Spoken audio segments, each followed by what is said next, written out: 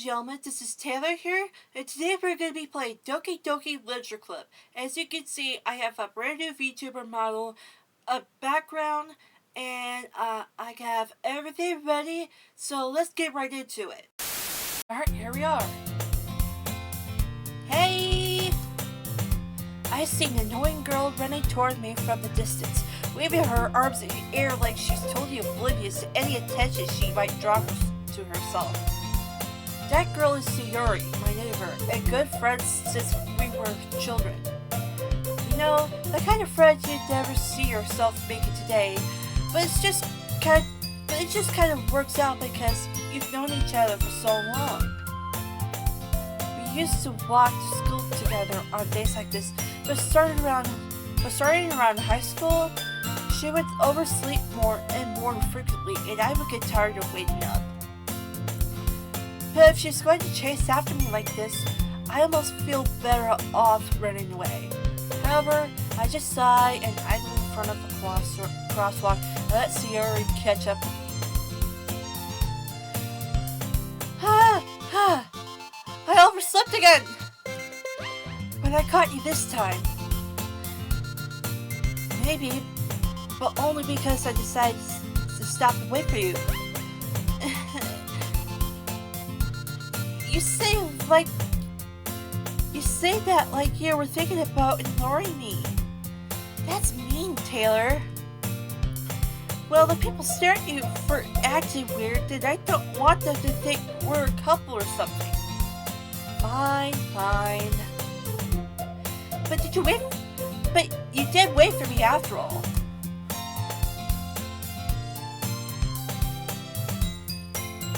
Okay,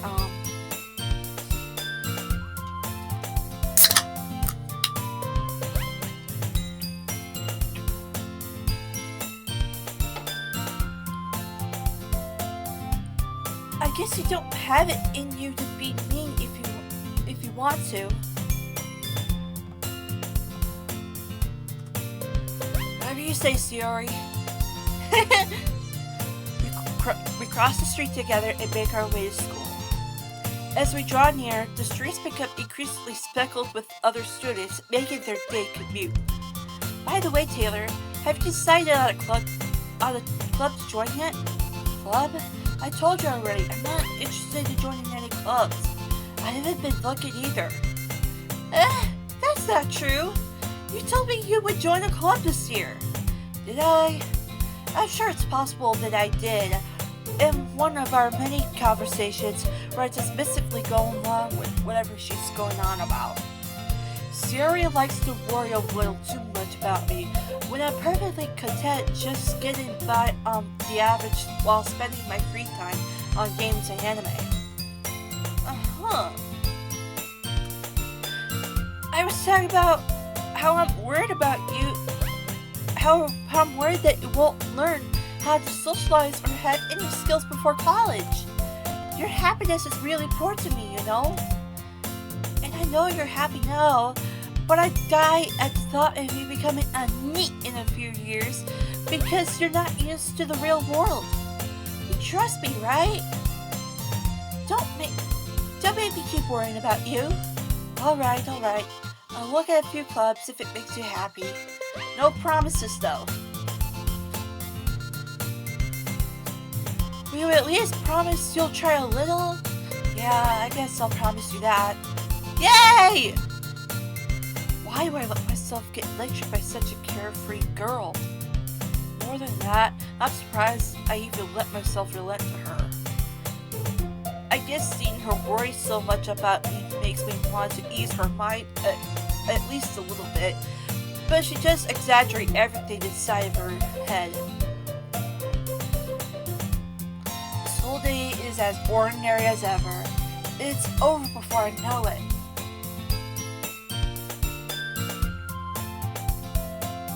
After I pack my things, I stare blankly at the wall, looking for an ounce of motivation. Clubs. Sayori wants me to check out some clubs. I guess I have no choice but to start with the anime club. Hello? Sayori? Sayori must have come into the classroom while I was spacing out.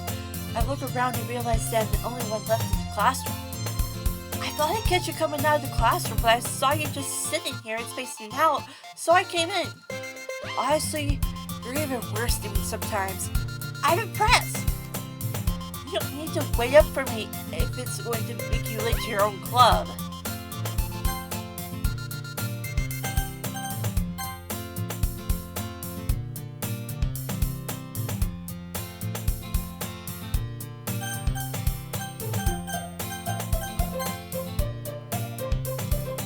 Well, I thought you might need some encouragement, so I thought, well what? Well, that you come to my club. Siri, yeah? There's no way I'm going to your club. Me. Siri is vice president of the Literature Club. Not that I was ever aware that she had any interest in literature. In fact, I'm 99% sure she only did because she thought it would be fun to help start a new club. Since she was the first one to show interest after the one who proposed the club, she inherited the title Vice President. With that said, my interest in literature is guaranteed to be even less. Yeah, I'm going to the end of the club. Come on, please! Why do you care so much anyway? Well, I kind of told the club yesterday that I would bring a new member, and Natsuki made cupcakes and everything. Don't make promises you can't keep! I can't tell if Yuri is really that much of an airhead, or if she's so cunning as to have planned all of this out. I let out a long sigh. Fine, I'll stop by for a cupcake, okay? Yes! Let's go! And thus, today marks the day I sold my soul for a cupcake. I dejectedly follow Siri across the school and upstairs, a section of the school I rarely visit, being generally used for third year classes and activities. Siri, full of energy, swings open the classroom door. Everyone! The new member is here! I told you! Don't call me a new member! I glance around the room. Welcome to the Literature Club! It's a pleasure meeting you. Siri always says nice things about you. Seriously? You brought a boy? I'm a girl!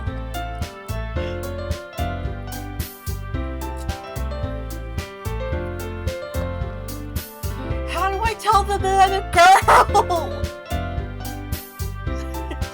Well,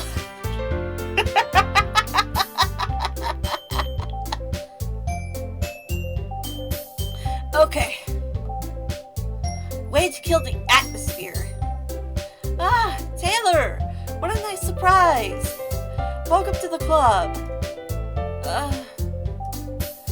All words escape me in this situation. This club is full of incredibly cute girls. What are you looking at? If you want to say something, say it. Sorry. Natsuki. The girl with the sour attitude, whose name is apparently Natsuki, is one I don't recognize. Her small figure makes me think she's probably a first year. She's also the one who made cupcakes, according to Sayori. You can just ignore her when she gets moody. Sayori says that quietly into my ear, then turns back towards the other girls. Anyway, this is Natsuki, always full of energy, and this is Yuri, the smallest in the club. Don't say things like that. Yuri, who appears comparatively more mature and timid, seems to have a hard time keeping up with people like Sayori and Natsuki. Well, it's nice to meet both of you. And it sounds like you already know Monika, is that right? That's right. It's great to see you again, Taylor. Monika smiles sweetly. We do know each other. Well, we rarely talk, but we were in the same class last year. Monika was probably the most popular girl in class. Smart, beautiful, athletic, basically completely out of my league. So having her smile at me genuinely feels me a little. You too, Monika. Come sit down, Taylor. We made room for you at the table so you can sit next to me or Monika. I'll get the cupcakes. Hey! I made them!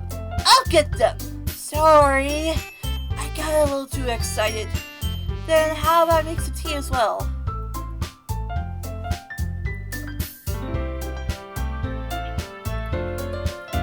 The girls have a few desks arranged to form a table. As Jerry mentioned, it's been widened so that there's one space next to Monika and one space next to Sayori. Natsuki and Yuri walk over the corner to the room where Natsuki grabs a wrapped tray and Yuri opens the closet. Still feeling awkward, I take a seat next to Sayori. Natsuki proudly marches back to the table, tray in hand. Okay, are you ready? Ta-da! Wow! Natsuki lifts the foil off the tray to reveal a dozen fluffy cupcakes decorated to look like little cats. The whiskers are drawn with icing, and little pieces of chocolate were used to make ears. So cute! I had no idea you were so good at baking, Natsuki. Well, just hurry, take one! Sayori grabs the first one, then Monika. I follow. It's delicious! Sayori talks with her mouth full and has already managed to get icing on her face. I turn the cupcake around in my fingers, looking for the best angle to take a bite. Natsuki's quiet. I can't help but notice her sneaky glances in my direction. Is she waiting for me to take a bite? I finally bite down. The icing was sweet and full of flavor. I wonder if she made it herself. This is really good. Thank you, Natsuki. Why do you think you eat? It's not like haven't I heard this somewhere before? Made them for you or anything? I thought you technically did. Sayori said, well, maybe, but not for you, dummy. Alright. I give up on Natsuki's weird logic and dismiss the conversation. Yuri returns to the table carrying the tea set. She carefully places a teacup in front of each of us before setting down the teapot next to the cupcake tray. You keep a whole tea set in this classroom? Don't worry, the teachers gave us permission.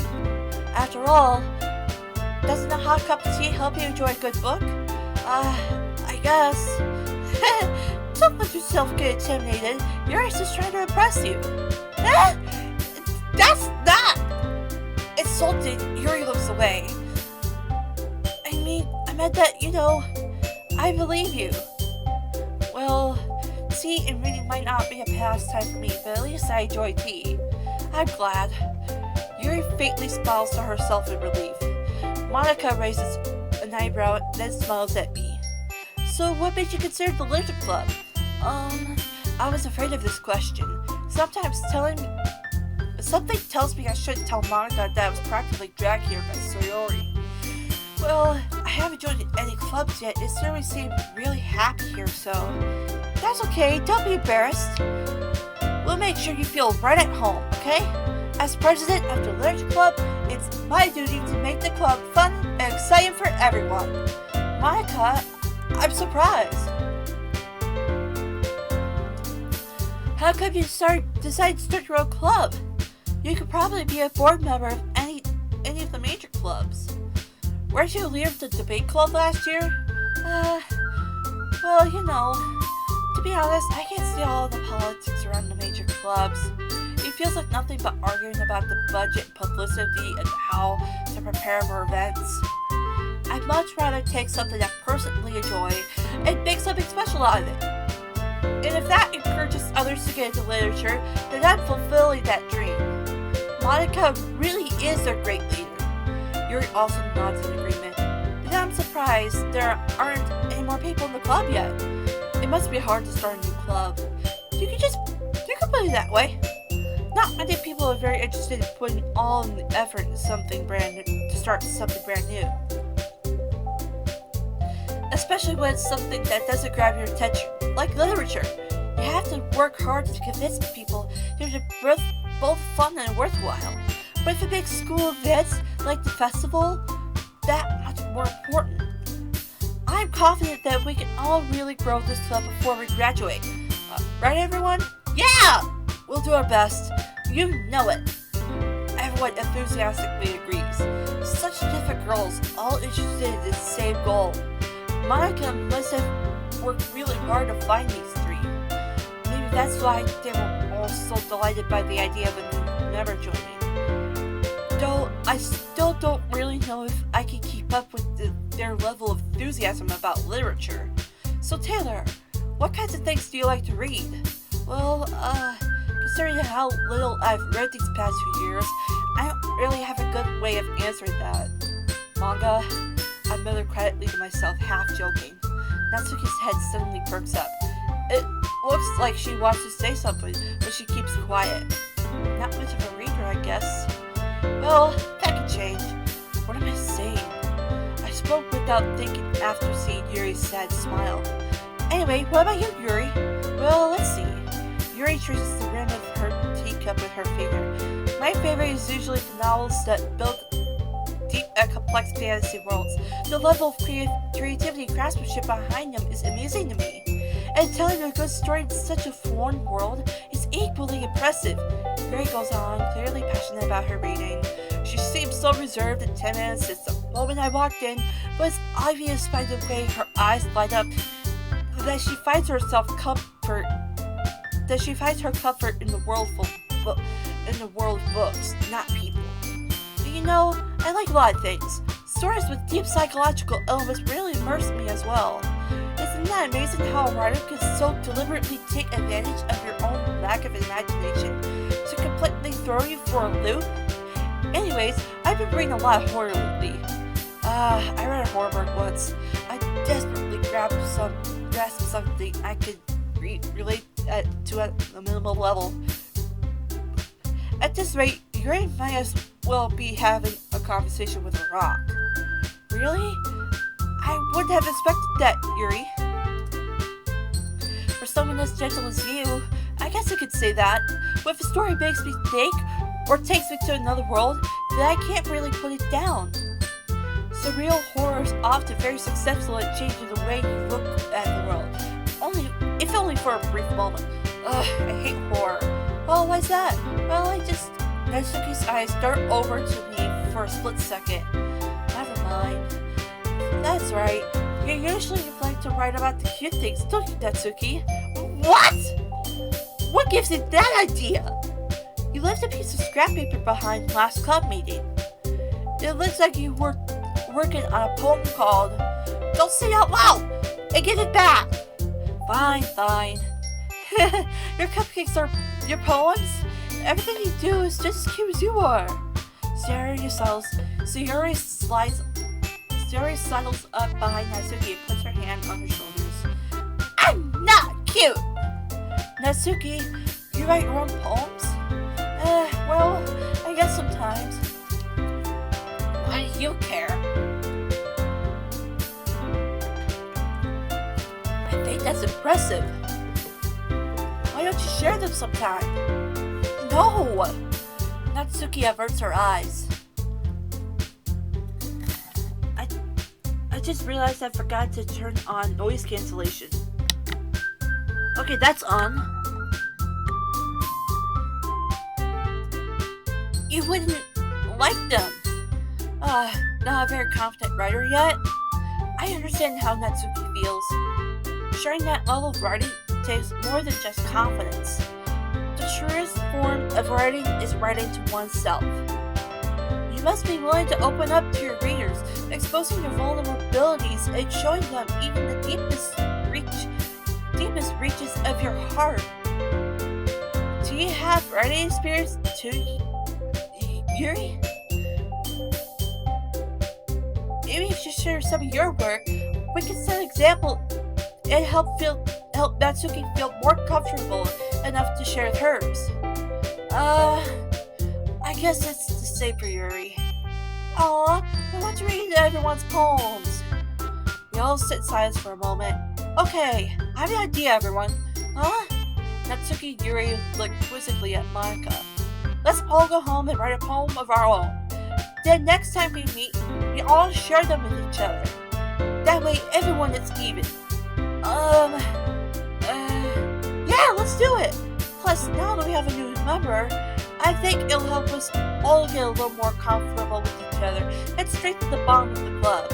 Isn't that right, Taylor? Monika smiles warmly at me once again. Hold on, there's still one problem. Huh? What's that? Now that we're back to the original topic of me joining the club, I bluntly come forth with what's been on my mind the entire time. I never said I would join this club. Sorry may have convinced me to stop by, but I never made any decision. I still have other clubs to look at, and I lose train of my thought. All four girls stare back at me with rejected eyes. What? I'm sorry, I thought... Taylor, you're all... I'm defenseless against these girls. How am I supposed to make a clear-headed decision when it's like this? That is, if writing poems is a price I need to pay to spend every day with these beautiful girls. Right, okay, I decided then. I'll join the literature club. One by one, the girls' eyes light up. Yes, I'm so happy! Sayori wraps her arms around me, jumping up and down. Hey! You really did scare me for a moment. If you really just came here for the cupcakes, I'd be super pissed. Then that makes it official. Welcome to the literature club. Thanks, I guess. Okay, everyone. I think with that, we can officially end today's meeting on a good note. Everyone, remember tonight's assignment. Write a poem to bring to the next meeting so we can all share. Monika looks over at me once more. Taylor, I look forward to seeing how you express yourself. Yeah. Can I really impress the class after impress the class star Monika with my mediocre writing skills? I already feel the anxiety welling up inside me. Meanwhile, the girls continue to chit-chat and Sayori and Natsuki clean up their food. Hey, Taylor. Since we're already here, do you want to walk home together? That's right, Sayori and I never walk home together anymore because she's always stayed out of school for clubs. Sure, might as well. Yay! With that, the two of us depart the club room and make our way home. The whole way, my mind wanders back and forth between the four girls. Sayori, Natsuki, Yuri, and of course, Monika. Will I really be happy spending every day after school in a literature club? Perhaps I'll have the chance to grow closer to one of these girls. Alright, I'll just need to make the most out of my circumstances, and I'm sure good fortune will find me. And I guess that starts with writing a poem tonight.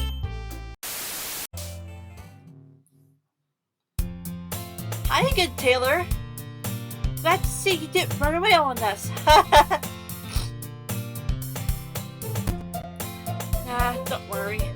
This might be a little strange for me, but at least I keep my word. Well, I'm back at the literature club. I was the last to come in, so everyone else is already hanging out. Thanks for keeping your promise, Taylor. I hope this isn't too overwhelming of a commitment for you. Making you dive headfirst into literature when you're not accustomed to it. Oh, come on, like she deserves any slack. Sayori told me you didn't want to join any clubs this year, and last year too. I don't know if you plan to just come here and hang out or what. But if you don't take it seriously, then you won't see the end of it. Natsuki, you certainly have a big mouth for someone who keeps her manga collection in the club room. Natsuki finds herself stuck between Saint Monika and manga. Manga is literature! Swiftly defeated, Natsuki plops back into her seat. Don't worry, guys. Taylor always gives it her best as long as she's having fun. She helps me with busy work without even asking. Like cooking, cleaning my room. How dependable. Sayori, that's because your room is so messy and distracting. And you almost set your house on fire once. That's so... You two are really good friends, aren't you? I might be a little jealous. How come? You and Taylor can become good friends too. Sayori... As usual, Sierra seems oblivious to the weird situation she just put me into. Oh, Yuri even brought you something today, you know? But wait, Sayori! Me? Not really. Don't be shy. It's really nothing. What is it? Never mind. Siri made it sound like a big deal when it's really not. What do I do? I'm sorry, Yuri, I wasn't thinking. I guess that means it's up to me to rescue the situation. Hey, don't worry about it. First of all, I wasn't expecting anything in the first place. So any nice gesture from you is a pleasant surprise. It'll make me happy no matter what. Is that so? Yeah, I won't make it a big deal if you don't want it to be. Alright, well here. Yuri reaches into her bag and pulls out a book. I didn't want you to feel left out. So I picked out a book that I thought you might enjoy. It's a short read, so it should probably keep your attention, even if you don't usually read. And we could, discuss it if you wanted. This is... How is this girl accidentally being so cute? She even picked out a book she thinks I'll like, despite me not reading much? Yuri, thank you. I'll definitely read this. I enthusiastically take the book. Phew. Well, you can read it at your own pace. I look forward to hearing what you think. Now that everyone's settled in, I expected Monika to kick off some scheduled activities for the club, but that doesn't seem to be the case.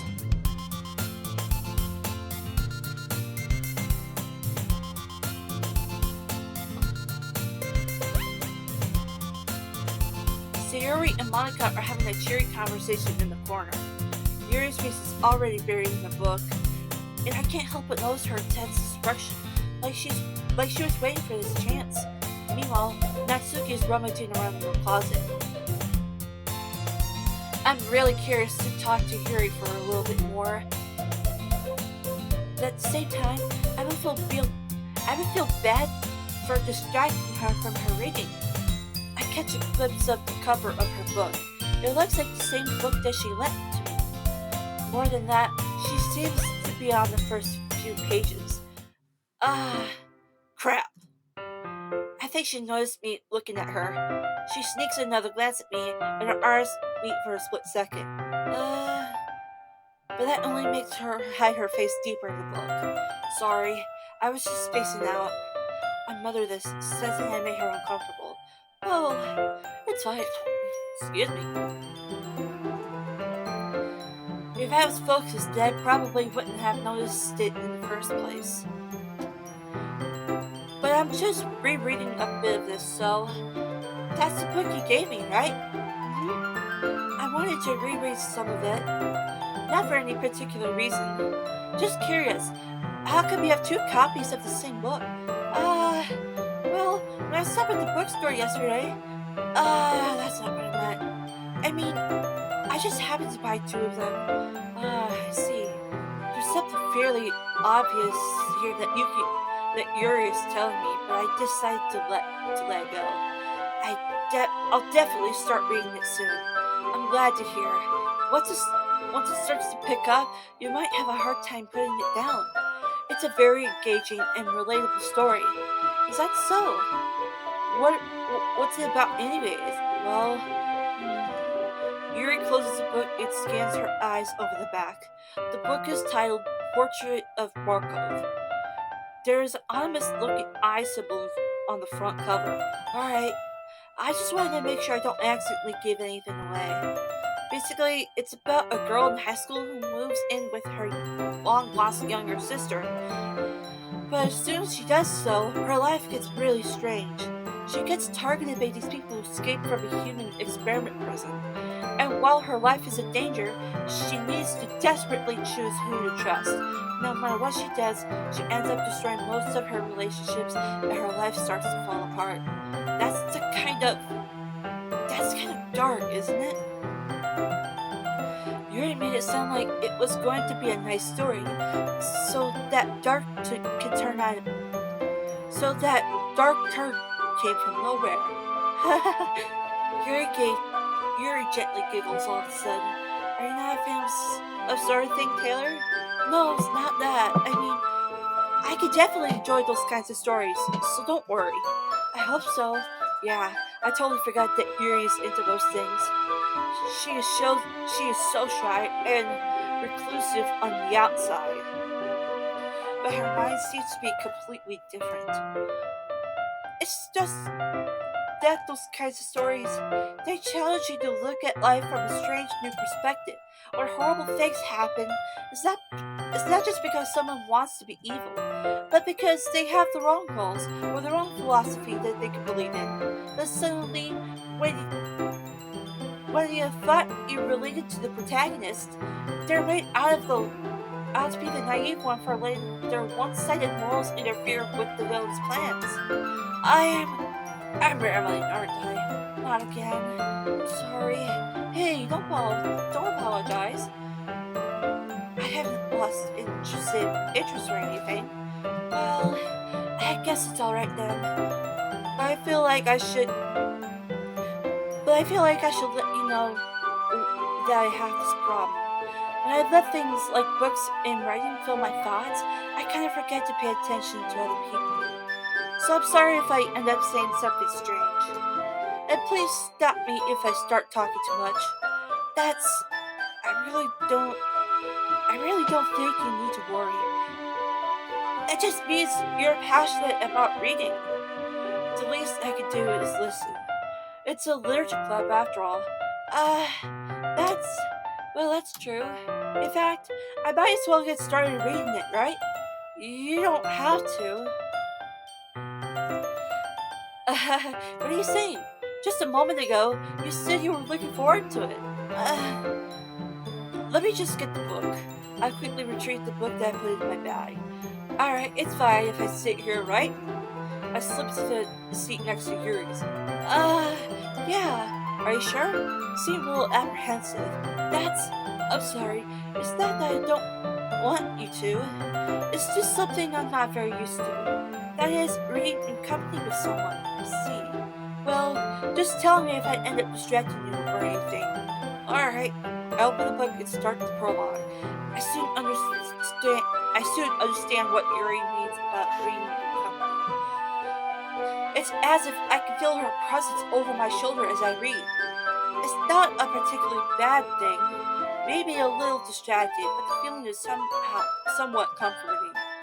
Yuri is in the corner of my eye. I realize that she's not actually looking at her own book. I glance over. It looks like she's reading from my book instead. Sorry, I was just Yuri. You really apologize a lot, don't you? I do? I don't really mean to. Sorry. I mean, here, this should work, right? I slide my desk until it's up against Yuri's, then hold my book more between the two of them. I suppose so.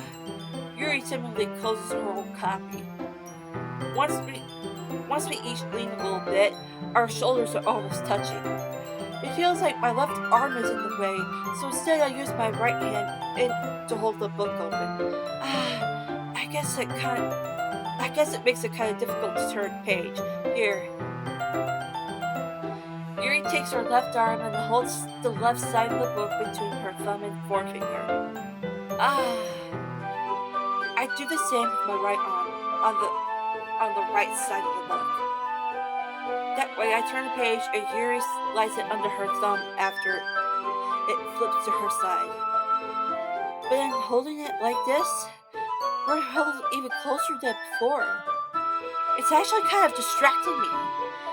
It's as if I could feel the warmth of Yuri's face as she's in the corner of my vision. Are you ready? Turn the page. Sorry. I think I got a bit distracted for a second. I glance over at Yuri's face again, and our eyes meet. I don't know how I'll be able to keep up with her. That's okay. You're not as used to reading, right? I don't mind being patient if it takes you a bit longer. It's probably the least I can do. Since you've been so patient with me. Yeah, thanks. We continue reading. Yuri no longer asked me if I'm ready to turn the page. Instead, I just assumed that she finishes the page before me, so I turned it by my own volition. We continued the first chapter in silence. Even so, turning each page almost feels like an intimate exchange.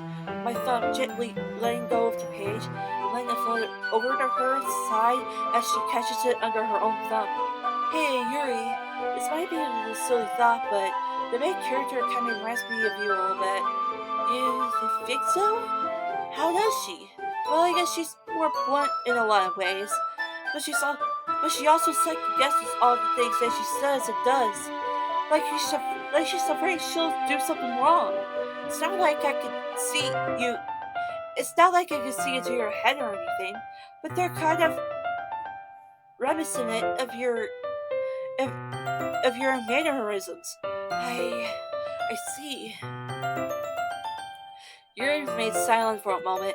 But Taylor, that's probably a terrible thing I have in common with her. Oh, that's so embarrassing that you think that. Wait, I didn't mean it in a bad way or anything. Sorry, I didn't know you were so self-conscious about that sort of thing. I guess I'm more than it's kind of cute. What are you saying? What are you saying all of a sudden? Okay, everyone. I think it's about time we share today's poems with each other. We might not have enough time if we wait too long. Yuri exhaled, spared from finishing her thought. Is that alright, Yuri? You look kind of down. I'm sorry if you haven't been looking forward to this. It's not. It's fine. Yuri releases her hand from the book, causing it to close on top of my thumb. Alright, I guess I'll do more reading tonight. Or would you prefer I only read it with you? I guess I don't have much of a preference either way. In that case, I'll read a little more tonight. It'll be more fun to read with you after it picks up a bit, you know? That's good reasoning. In that case, feel free to finish the first two chapters in your own time. Alright, I stand up. I make a mental note of where I left off in the book, then slip it back into my bag. By the way, did you remember to write a poem last night? Yeah, my relaxation ends. I can't believe I agreed to do something so embarrassing. I can't really find much inspiration since I've never really done this before. Well, you know that everyone's ready. Why don't you find someone to share with? I can't wait! Sayori and Monika enthusiastically pull out their poems. Sayori is on a wrinkled sheet of loose leaf torn from a spiral notebook. On the other hand, Monika wrote hers in a composition notebook. I can already see Monika's pristine handwriting from where I sit. Natsuki and Yuri reluctantly comply as well, reaching into their bags. I do the same myself.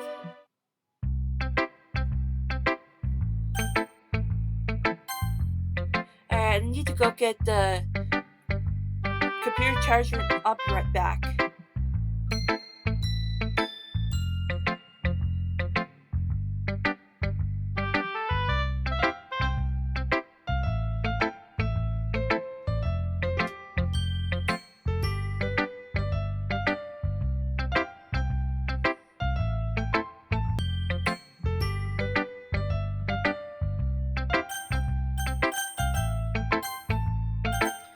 Alright, let's read Sayori's first since she's my best friend.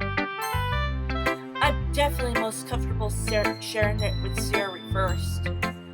She's my good friend after all.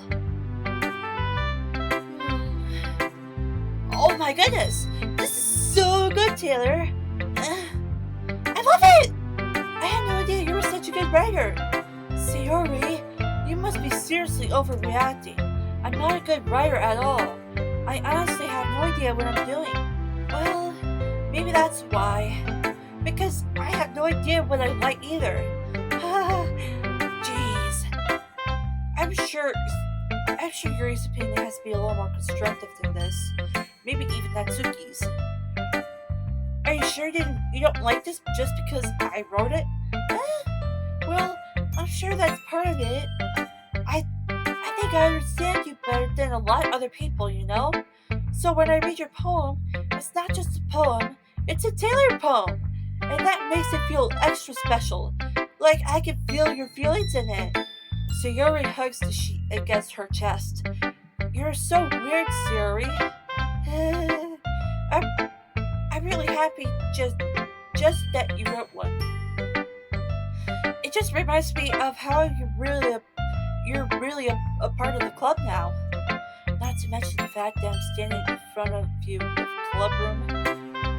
Well, of course, I'm not really into it yet, but that doesn't mean I'll break my promise. See? It's like I said before, Taylor. Deep down, you're not selfish at all, you know? Trying new things like this for other people, that's something that only really good people do. Thanks, Sayori. I'm not sure if Sayori sees the full picture of my motive here. And again, I can't deny that she's part of the reason I joined. Knowing how much this means to her and all, yeah. And I'm gonna make sure you have lots of fun here, okay? That would be my way of thanking you. Alright, I'm gonna hold you to that then. Yay! You'll read my poem too, right? Don't worry, I'm really bad at this. We'll see about that.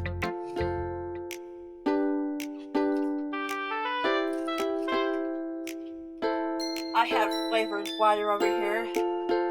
And every time I read the lines in this game, I get really thirsty.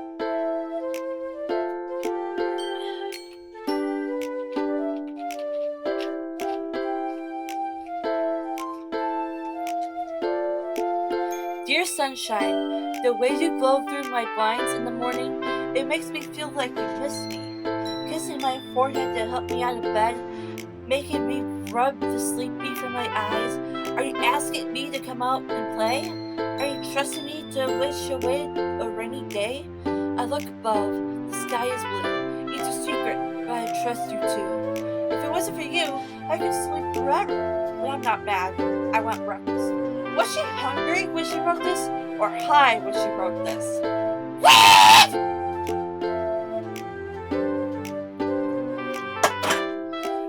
Don't do drugs. Sayori, this is just a guess, but did you wait till this morning to write this? No! Just a little bit. You can't answer just a little bit to a yes or no question. I forgot to do it again and I forgot to do it last night. Well, at least it makes me feel a little bit better about myself. Don't be mean.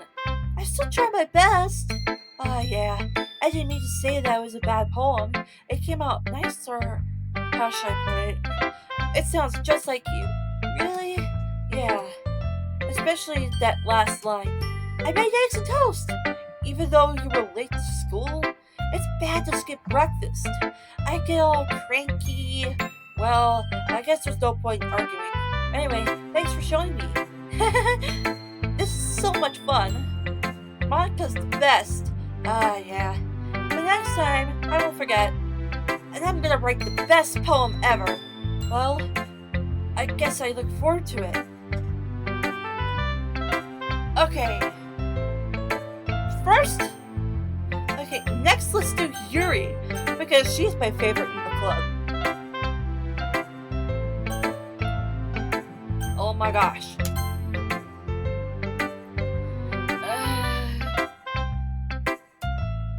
As Yuri reads this poem, I notice her eyes lighten. Exceptional. What was that? Did I say that out loud? Yuri first covers her mouth, but then ends up covering her whole face. She's going to hate me. You really didn't do anything wrong, Yuri. Huh? I guess you're right. What am I getting so nervous for? Yuri takes a breath. So, what kind of writing experience do you have? Your use of imaginary metaphors indicates you've written a lot of poetry before. Really? Wow, that's a huge compliment coming from you. This is actually my first time, really. Huh? Yuri stares at me blankly, then looks at looks at my poem again. Well, I know that. I just meant, Yuri trails off, unable to find an excuse. She traces her finger along the words in the poem, as if breaking it down more thorough. Yeah, okay. This is the reason why I was able to tell. It's just that there are specific writing habits that are usually typical of new writers. And having been through that myself, I kind of learned to pick up on them. I think the most noticeable thing I've recognized in new writers is that they try to make their style more deliberate. In other words, they tend to pick a writing style separate from the topic matter, and they form fit the two together. The end result is that the style and the expressiveness are weakened. Once Yuri finds her train of thought, it's it's as if her demeanor totally changes. Her stammer is completely gone, and she sounds like an expert. Of course, that's not something you could be blamed for. There are so many different skills and techniques that go into writing even a simple poem. Not just finding them and building them, but getting them to work together is probably the most challenging part. It might take you some time, but it all comes with practice and learning it by example and trying new things. I also hope that everyone else in the club gives you valuable feedback. I think you can be a little biased though. Biased? How? Well, never mind. I shouldn't be talking about other people like that. Sorry. It's fine. I'm not sure if Yuri's apologizing to herself, to me, or to Natsuki. Do you mind if I read your poem now? Please do. I'd love to share my thought process behind it. Yuri smiles dreamily, as if that's a rare opportunity for her, which itself is kind of funny. After all, isn't this supposed to be a literature club?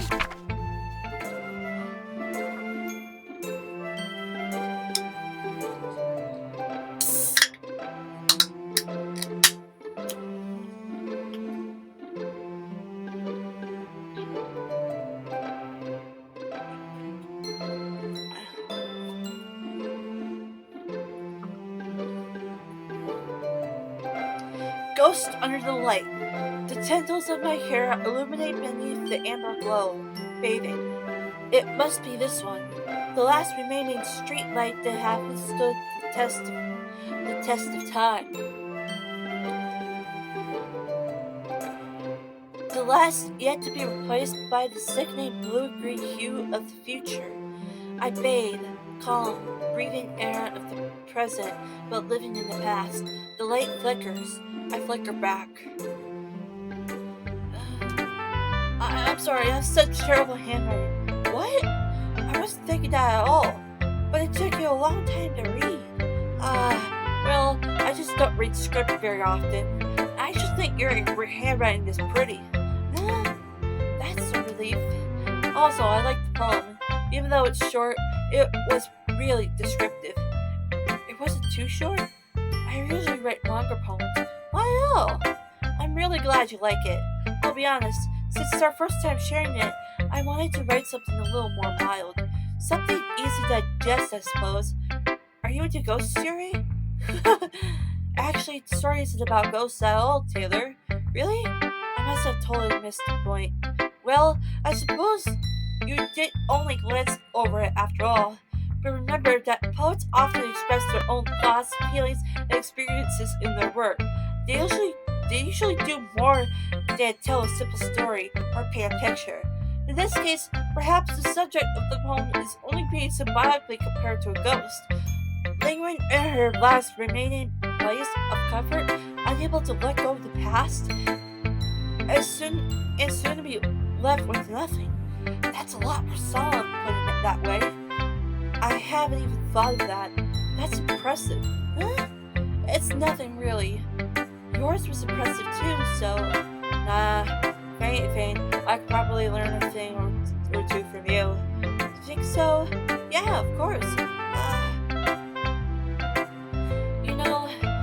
I was really nervous about doing all this. But in the end, I enjoyed it. I'm going to keep doing my best for you, Taylor. Me too.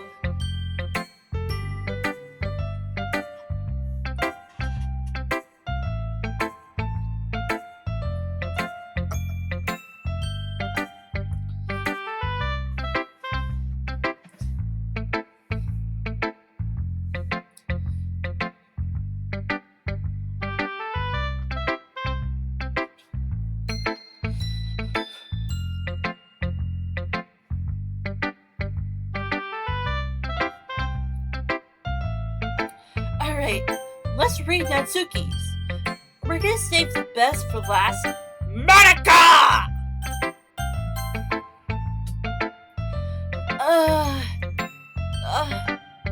Taylor, if you're not going to take this club seriously, then go home. What? Harsh. What? You expect me to believe that you actually put the effort into this? Do you think I'm stupid? I'm not a writer. Maybe it's not very good, but yeah, I put in the effort. We all start somewhere, right? If you're still proud of the first poem you ever wrote, then I'd like to read it. Painful to think about? Fine. Well, sorry. You'll get better anyway. I'll tell you what to approve, but you're better off just trying again. Fair enough. Well, to each other own, I guess. Anyway, I guess I gotta share mine now. Knowing you, you'll probably think it's stupid. Eagles can fly, monkeys can climb, crickets can leap, horses can race, owls can seek, cheetahs can run, eagles can fly, people can try, but that's about it. Yeah, told you that you weren't gonna like it. I like it. What? Just be honest. I am. Why are you so convinced that I wouldn't like it? Well, because everyone in high school thinks that writing has to be all sophisticated stuff, so people don't even take my writing seriously. But this is the point of poems for people to express. But is it the point of poems for people to express themselves? Your writing style wouldn't make your message any less valid. Yes, exactly. I like it when it's easy to read, but it hits you hard, like in this poem. Seeing everyone around you do great things can be really disheartening, so I decided to write about it. Yeah, I understand. But the other nice thing about simple writing is that it puts more weight on the wordplay. Like, I set up for a rhyme at the end, but then it made it all fall flat on purpose. It helps bring out the feeling in the last line, so you did. I guess more went into it than I realized. That's what it means to be a pro. I'm glad you learned something. Didn't expect that from the youngest one here, did you? Yeah, I guess not. I decided to humor her with the last comment. I don't really care how old everyone is, but if Natsuki is feeling proud, then I won't take it away from her.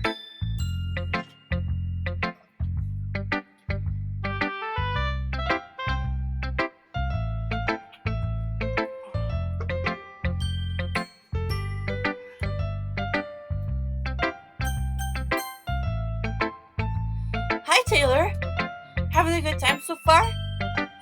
Yeah. Good. Glad to hear it. By the way, since you're new and everything, if you ever have any suggestions for the club, like new activities or things we could do better, I'm always listening. Don't be afraid to bring things up, okay? Alright, I'll keep that in mind. Of course I'll be afraid to bring things up. I'm much better off just going with the flow until I'm more settled in. Anyway, want to share your poem with me? It's kind of embarrassing, but I guess I have to. Don't worry, Taylor. We're all a little embarrassed today, you know? But it's that sort of barrier that we'll all learn to get past soon. Yeah, that's true. I hand Monika my poem.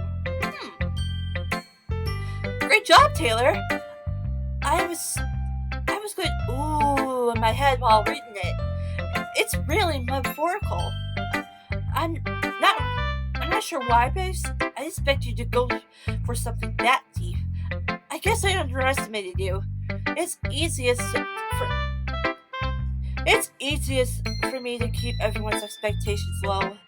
That way, it always counts when I put in some effort. That's not very fair. Well, I guess it worked anyway. You know that Yuri likes this kind of writing, right? Writing that's full of imagery and symbolism. Unlike Sayori, who likes using simple and direct words to describe happiness and sadness, Yuri likes it when readers are left to derive their own meaning. It's very challenging to write like that effectively, both allowing people to get something out of it just by feel, or letting them deeply analyze all of the nuances. It could take years of practice, which I'm assuming you has at this point. I never really asked, though.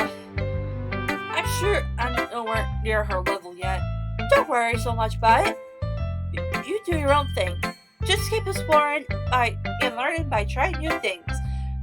I'm sure I'll end up trying different things a lot. It could take a while before I feel comfortable doing this. That's okay. I'd love to see you try new things. That's the best way to find the kind of style that suits you. Everyone else may be a little bit biased towards their own kinds of styles, but always help you find what suits you the most. So don't force yourself to write the way everyone else wants you to write. It's not like I want you to worry about impressing someone or anything. Anyway, you want to read my poem now? Don't worry, I'm not very good. You sound pretty confident for someone who claims to not be very good. Well, that's because I have to sound confident. That doesn't mean I always feel that way, you know? I see. Well, let's read it then.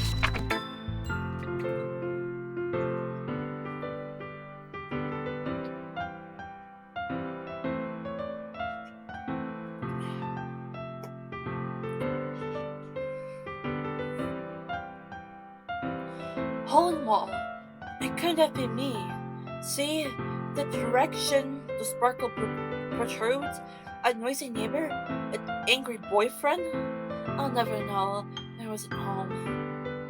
I peered inside for a clue. No, I can't see. I reel blind like a film left out in the sun. Already scorched with a permanent copy of meaningless image, just a little hole. I wasn't too bright. It was too deep, stretching forever into everything. A hole of infinite choices. I realized now I wasn't looking in. I was looking out, and he, on the other side, was looking in.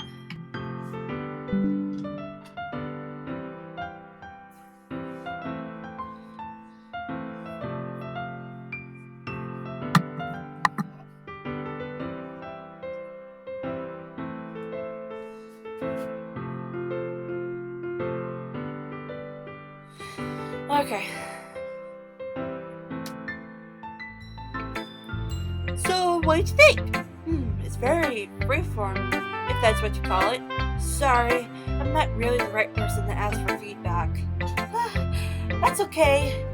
Yeah, that kind of style has got pretty popular nowadays. That is, a lot of poems have been putting emphasis on timing between words and lines.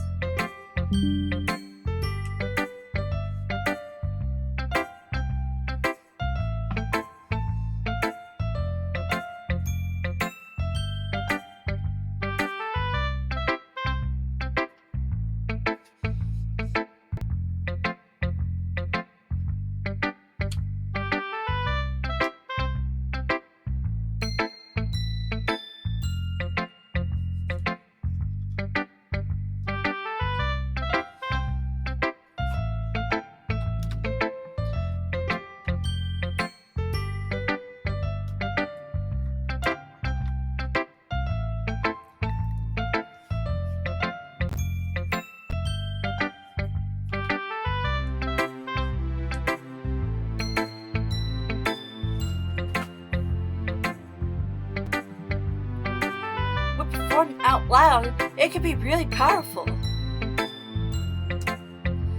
That's what the inspiration, but what's that? What was the inspiration behind this one? Well, I'm not sure if I know how to put it. I guess you could say that I had some kind of epiphany recently. It's been influencing my poems a bit. An epiphany? Yeah, something like that.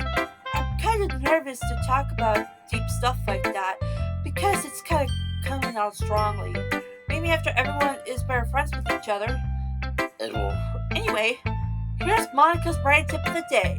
Sometimes when writing a poem or a story, your brain gets too fixated on a specific point. If you try so hard to make it perfect, then you'll never make any progress. Just force yourself to get into something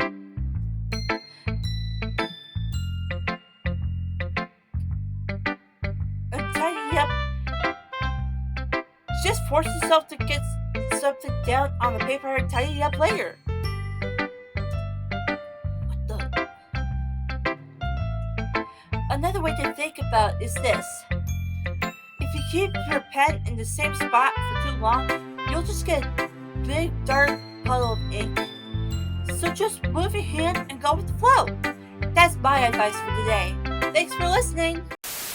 Okay, my Chromebook. Oh my gosh, I keep saying Chromebook. Oh my gosh. Okay, my computer is fully charged now. Phew. I guess that's everyone. I glance around the room. That was a little more stressful than I anticipated. It's as if everyone is judging me for my mediocre writing abilities. Even if they're just being nice, there's no way my poems could stand up to theirs. This is a literature club after all. I sigh. I guess that's what I ended up getting myself into. Across the room, Sierra and Monika are happily chatting. My eyes land on Yuri and Natsuki. They gingerly exchange sheets of paper, sharing their respective poems. As they read in tandem, I watch each of their expressions. Oh my gosh, I can't talk. Expressions change. Natsuki's eyebrows furrow in frustration. Meanwhile, Yuri smiles sadly. What's with this language? Did you say something? Oh, it's nothing. Natsuki dismissively returns the poem to the desk with one hand. I guess you could say it's fancy. Thanks. Yours is cute. Cute! Did you completely miss the symbolism or something? It's clearly about the feeling of giving up. How can that be cute? I know that. I just meant the language, I guess. I was trying to say something nice. You mean you have to try that hard to come up with something nice to say? Thanks, but it really didn't come out nice at all. Well, I do have a couple suggestions. If I was looking for suggestions, I would have asked someone who actually liked it. Which people did, by the way. Sayori liked it, and Taylor did too. So based on that, I'll gladly give some suggestions of my own. First of all, excuse me, I appreciate the offer, but I've spent a long time establishing my writing style.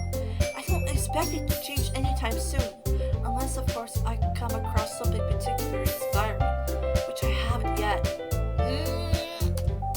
Taylor liked my poem too, you know.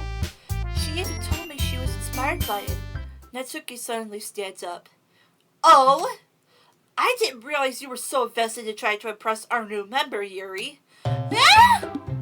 That's not what I... Yuri stands up as well.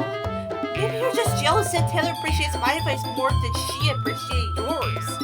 Huh? And I know she didn't appreciate my advice more. Are you that full of yourself? No.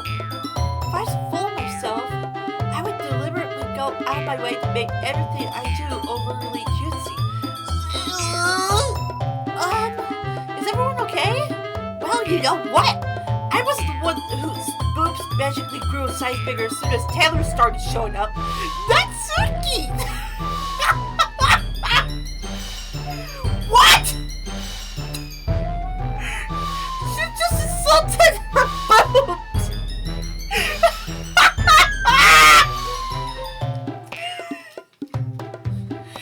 Oh my gosh.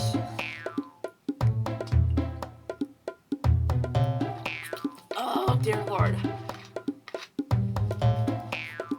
That was not nice. That was not nice, Miss Natsuki.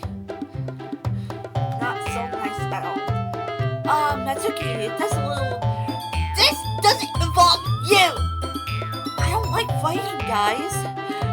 Suddenly, both girls turned towards me as if they just noticed I was standing there. Taylor, she's just trying to make me look bad.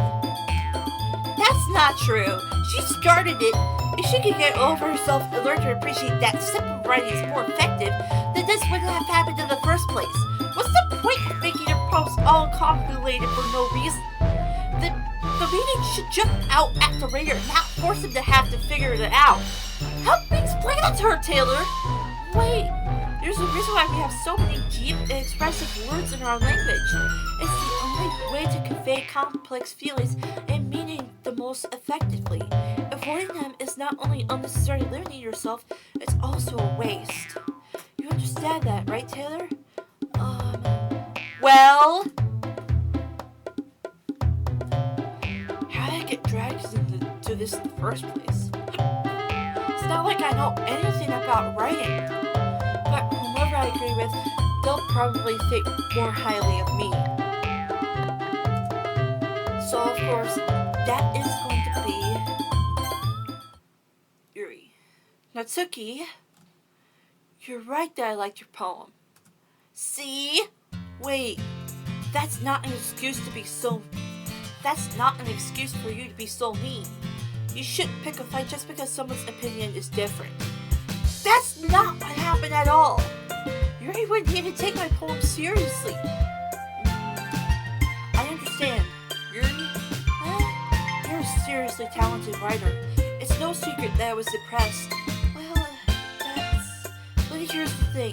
No matter how simple or refined someone's writing style is, they're simply putting feelings into it. They're still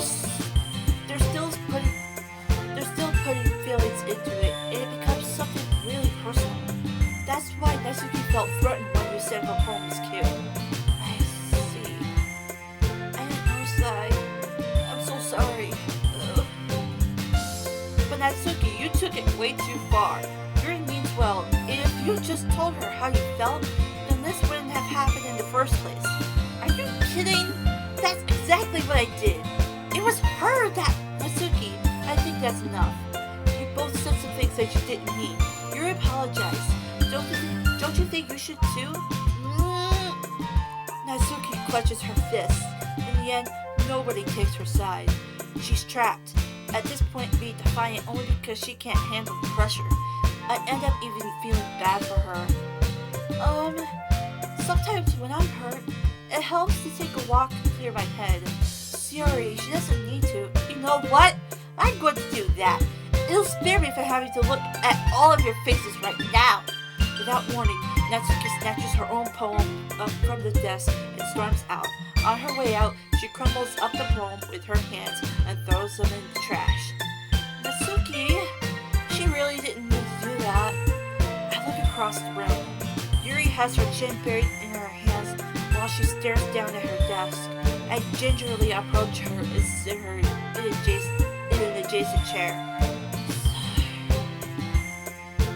Everything alright? I'm so embarrassed. I can't believe I acted like that. You probably hate me now. No, Yuri. How could anyone have gotten frustrated after being treated like that? How could anyone not have gotten frustrated after being treated like that? You handled it as well as anyone could. I don't think any less of you. Oh, alright, I believe you. Thanks, Taylor. You're too kind. I'm thankful to have you as a part of the club now.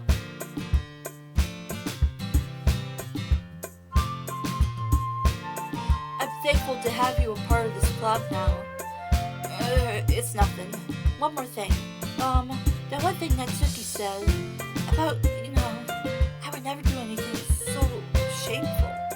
So, what thing did Natsuki say? Well, never mind that. I'm gonna make some tea. Good idea. Make enough for more than one person, okay? Yeah. Okay, everyone. It's about time for us to leave. How did you all feel about shared poems? It was a lot of fun. Well, I'd say it was worth it. It was alright. Well, mostly. Taylor, how about you? Yeah, I'd say the same. It was a neat thing to talk about with everyone. Awesome. In that case, we'll do the same thing tomorrow. And maybe you learn something from your friends too. So your poems will turn out even better. I think to myself, I did learn a little more about the kinds of poems everyone likes.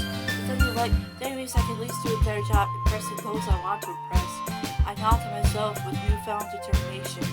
Taylor! Ready to walk home? Sure, let's go. Sayori beams at me. It truly has been a while since Sayori and I have spent this much time together. I can't really say I'm not enjoying it either. Sayori, about what happened earlier. What do you mean? You know, between Yuri and Natsuki, does that kind of thing happen often? No. That's really the first time I've seen them fight like that. I promise, they're both wonderful people. You don't hate them, do you? No, I don't hate them. I just wanted your opinion, that's all. I can see why they make good friends with you.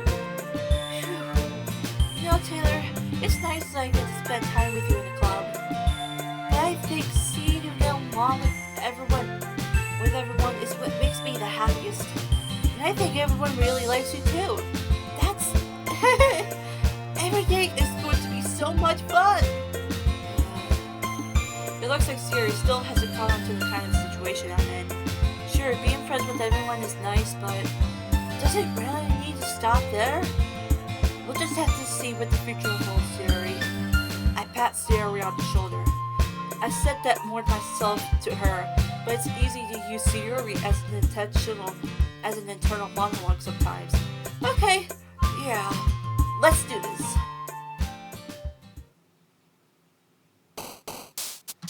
Alright, time to write another poem. I'm trying to impress Yuri here, so let's pick out the words that I think she will like. She likes horror, so I'm gonna write a horror poem. Oh my gosh.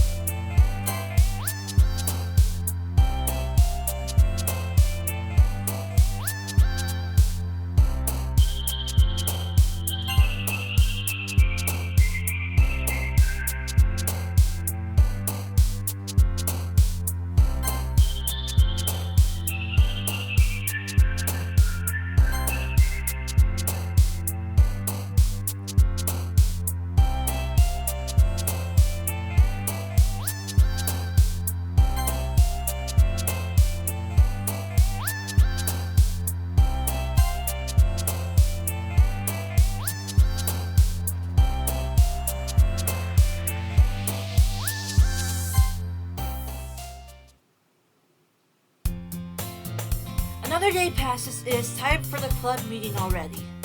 I've gotten a little more comfortable here over the past couple of days. Entering the club room, the usual scene greets me. Hi, Taylor. Yo, Sayori.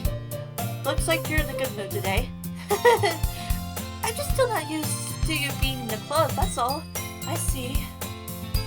That's a pretty simple thing to get you in a good mood. But I guess it's always the simple things with you anyway.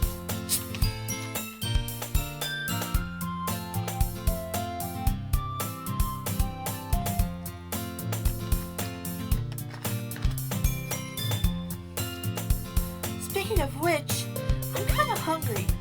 Will you come with me to buy a snack? No thanks. That's not like you at all!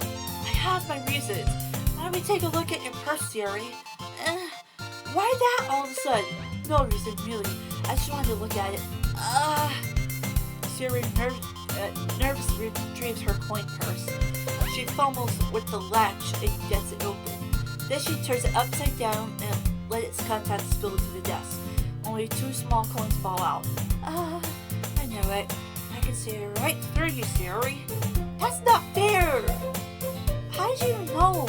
It's simple. If you had enough money in the first place, you would have bought a snack before coming into the club room. So either you're not hungry and wanted an excuse to take a walk, or you plan to conveniently forget that you spent all your money so that I would let you some. But there's one more thing. You're always hungry. And so that only leaves one option. What? I give up. Don't make me feel guilty. Feel guilty? That means you deserve to feel guilty. Yuri suddenly giggles. I didn't notice what she was listening in. Her face is in her book as always. I wasn't listening to anything. It was just something in my book. Yuri, tell Taylor to let me borrow some money. Don't let me get involved like that, Sayori. Besides, you should only buy what you can spend. You should only buy what you can responsibly afford. And frankly, after pulling a mischievous little stuff like that, your suffering is fair enough retribution. I didn't mean that. I got too absorbed into my book. I really like it when you speak your mind, Yuri. It doesn't happen much, but it's a fun side of you. There's no way you can think that. You were right, though. I did something bad, and now I have to accept the retribution. That, still coming from you, Sayori. I guess there's a little devil inside all of us, isn't there? Don't let her fool you. Sayori knows exactly what she's doing. After all, she told you guys she was bringing me to the club before she even told me. What? You wouldn't have come if it weren't for the cupcakes. So they had to trick Natsuki into making them. Come on, give me more credit for that, Sayori. Plap! What the? Yeah!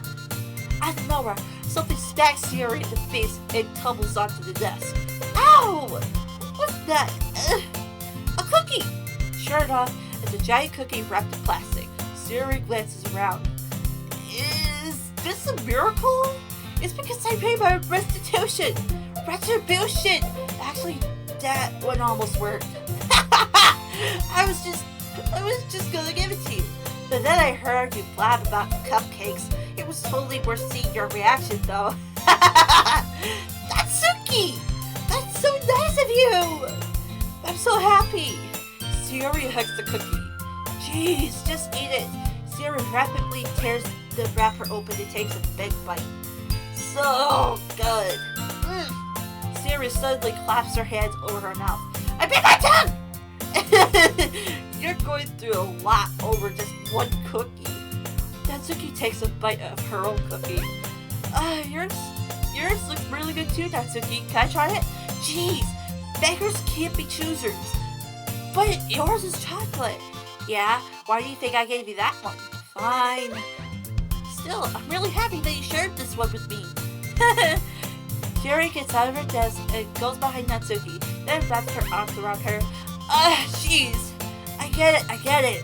Cookie still in hand, Natsuki reaches up to nudge Sayori off of her. Sayori suddenly leans down and takes a bite on Natsuki's cookie. Hey! Did you seriously do that? Mouth full, Sayori trots away to safety. Yuri and I laugh as well. Jeez! You're such a kid sometimes!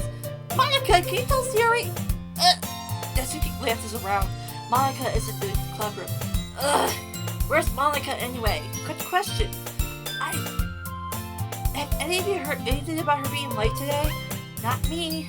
Yeah, I haven't either. That's a bit unusual. I hope she's okay. Of course she's okay.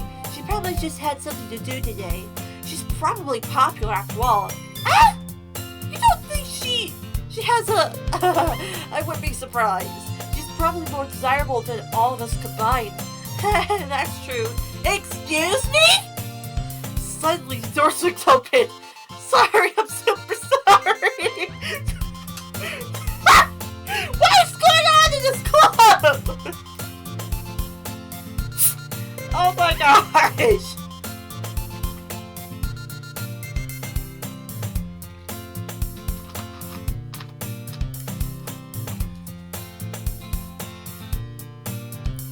Ugh. Okay.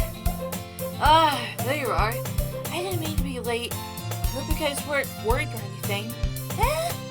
Monika chose the club over her boyfriend after all. You're so strong-willed. Boyfriend? What on earth are you talking about? Monika quizzically glances at me. Never mind that. What held you up anyway? Well, my last period today was study hall. To be honest, I kind of just lost track of time. That makes no sense though. You would have heard the bell ring at least. I must have not heard since I was practicing piano. Piano? I wasn't aware you played music as well, Monika. I kind of just started recently. I've always wanted to learn piano. That's so cool. You should play some better for us, Monika. Monika looks at me. Even once I get a little bit better, I will. Yay! That sounds cool. I'd also look forward to it. Is that so? In that case, I won't let you down, Taylor.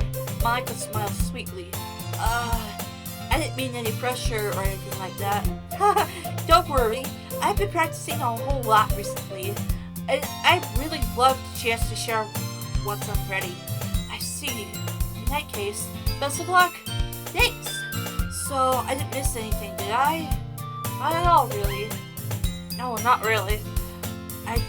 I choose to leave out Siri's mischievous escapade. Or escape.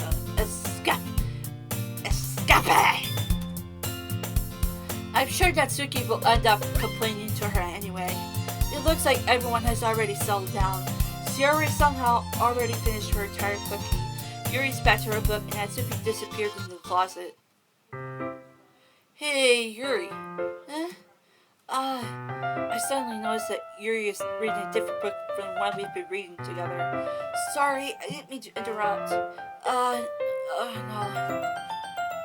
I was just kind of waiting for you. If that's the case, why don't we go ahead and get started? Yes, let's. Actually, I have a request.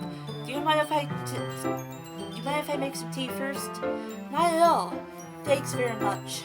If there's one thing that could make my reading time here any better, it's a nice cup of tea. Not to mention for you as well. Not to mention for yourself as well. Yuri stands up and makes her way to the closet. I follow and watch as she retrieves a small water pitcher from the shelf. The kind with a filter inside. Can you hold this for a second? Sure. Yuri hands me the water pitcher and also fetches an electric kettle. I'm going to plug this in at the teacher's desk, and then we'll go get some water. She walks past me and sets the kettle down on the teacher's desk. I simply watch her movements. To my surprise, the way she moves really contrasts her speaking mannerisms. Especially because of her long legs, Yuri appears elegant and methodical. Okay, may I have the water pitcher? Thanks. I'll be right back. I might as well walk with you. Yeah, why not? Shall we go then? Yeah. Where are you two off to? Here was going to make some tea, so I suddenly realized how weird it sounds to explain this to Monika. We're just filling the water pitcher. Okay. Sorry, I was just a bit curious. That's kind of a one-person job, isn't it? That's... Monika, please mind your own business for once. Or do you want to tell me there's something wrong with helping evolve Taylor in club activities? My mouth gapes. I suppose there's nothing wrong with that. Then let's go, Taylor. Yuri quickly exits the room, and I follow. Once in the hallway, she suddenly puts her forehead against the wall. I spoke without thinking. How could I say something like that?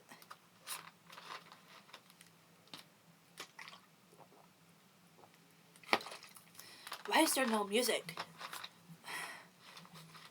Something's about to happen. I know for sure it's about to happen. Yuri, I just... Something about the way she said that. It made me feel so irritated. What's wrong with me? No, Yuri. I think you did the right thing. I wasn't expecting it, but it's also not right for Monika to judge people like that. Taylor, how come even when I do something bad, you're being nice to me? Because nothing that you do is as bad as you make it seem in your head. Nobody's perfect.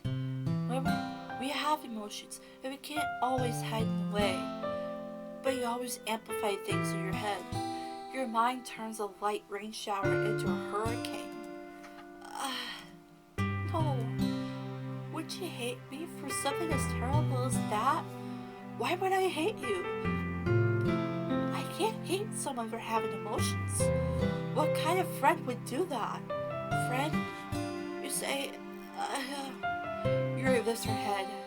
Taylor, I really like being friends with you. Thanks, Yuri. I like being friends with you too. I feel kind of awkward saying something like that, but I'm going to do my best to help Yuri feel better.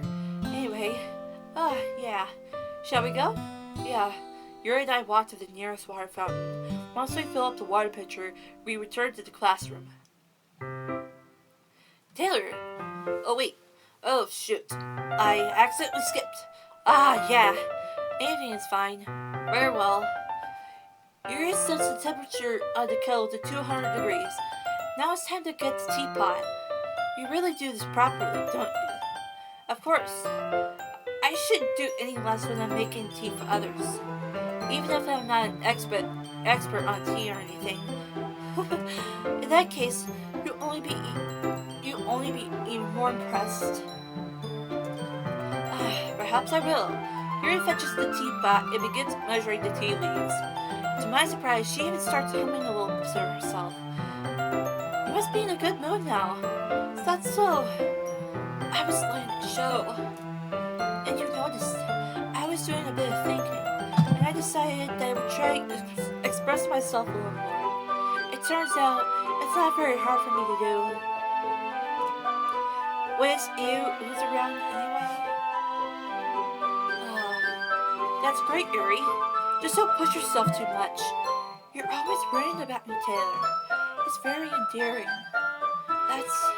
Yuri wasn't kidding. I don't even know if I can keep up with this. I watched Yuri pour a cup of tea for each of us. Taylor, I have another request.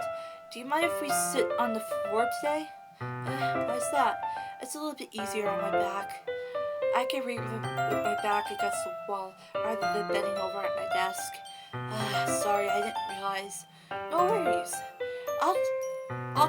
I just have back pain fairly regularly, so I do my best to manage it. Is that so? I wonder why that is. It's probably because of the boobs. It's probably because of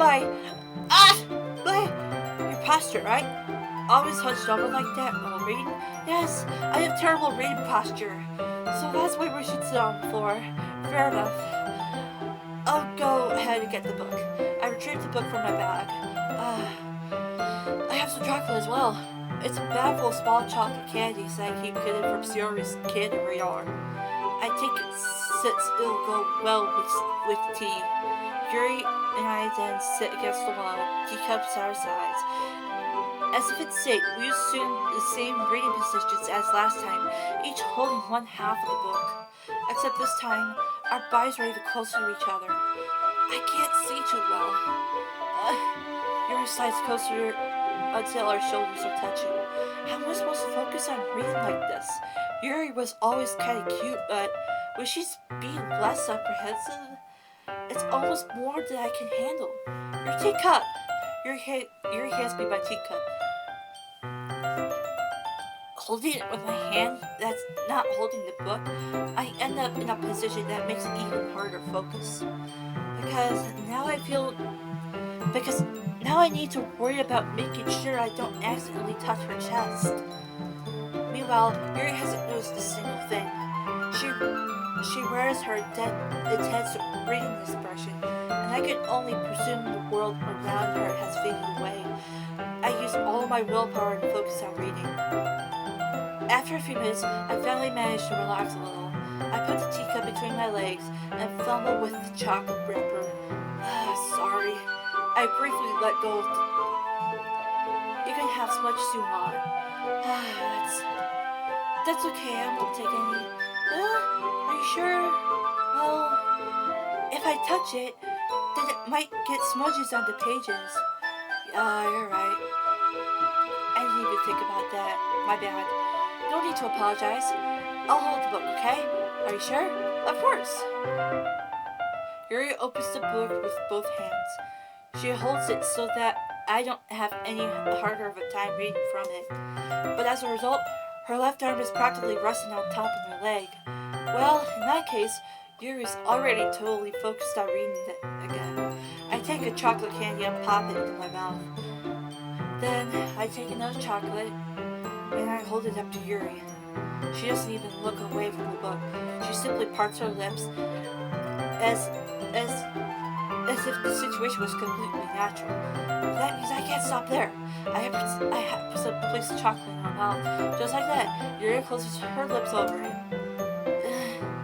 Yuri's expression suddenly breaks. Did I just... Yuri looks at me to confirm what just happened. Taylor, sorry. I guess I shouldn't have done that. Well, you were just helping. That's something that friends do, right? With my big thing!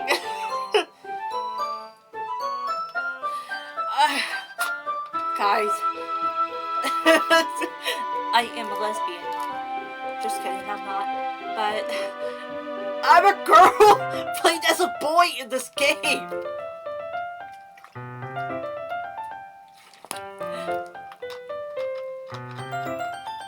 But I'm using different pronouns because it feels weird when the game refers to me as a boy.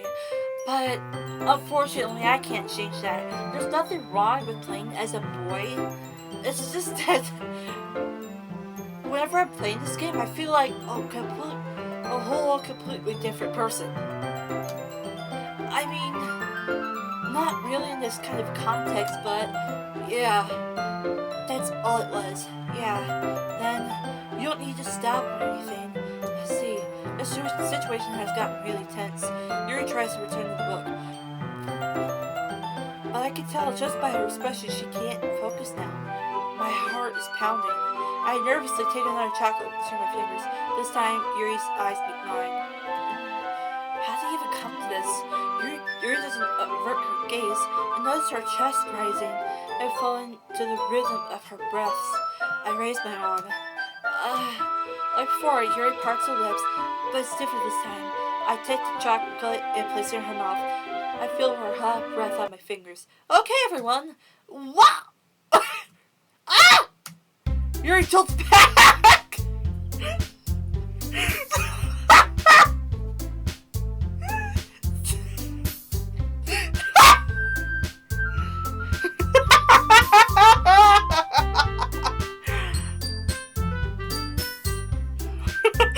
It's not Doki Doki Literature Club! It's Doki Doki Lesbian Club!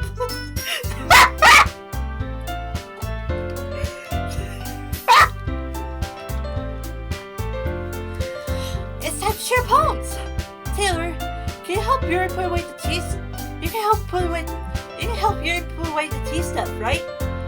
Yeah, of course. Okay, thanks. The spell is abruptly broken. I'll take care of the cups. Yeah, Yuri picks up the teacups from before. I pick up a bag of chocolates. In the end, we hastily clean up without so much as a word between us. I get the feeling this is something neither of us will have the courage to bring up. Okay. Thank God, Chrissy! Oh my gosh. Let's see what you've written for today. Yuri stares at the poem with a surprised expression on her face. Do you like it? Taylor, this one might be even better than yesterday's. How did you even pick up on it so quickly? Just yesterday, I I was telling you the kind of techniques worth practicing. Maybe that's why. You did a good job explaining. I really wanted to try giving it more imagery. Yuri visibly swallows. Even her hands appear sweaty. I'm not used to this. Used to what? I don't know. It's fine. Take your time. Yuri breathes and collects her thoughts. I know that Yuri likes to think before she speaks, so I offered that patience to her. Yeah.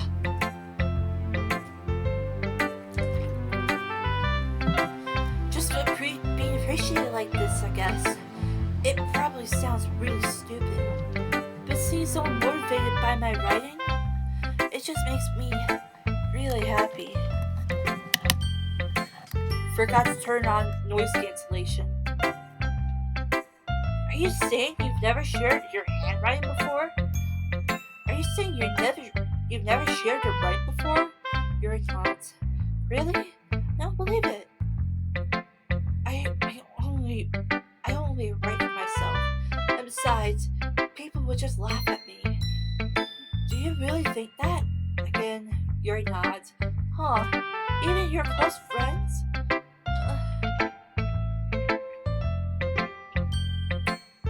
I feel really bad for her. Being so nervous and having such stage fright. Like, in high school, I was always so I was always so enthusiastic about sharing my projects with my class, and I was in choir, so that was a fun experience. I loved being on stage. I loved performing, and I love making content for you guys because I love you guys. Yuri doesn't respond to that. I wonder why. Anyway, do you want to share the poem you wrote today? Yeah, I do. If it's with you. Raccoon!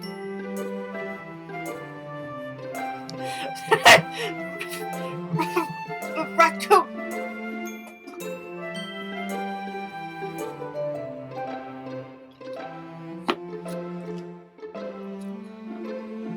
It happened in the dead of night while I was slicing bread for a guilty snack.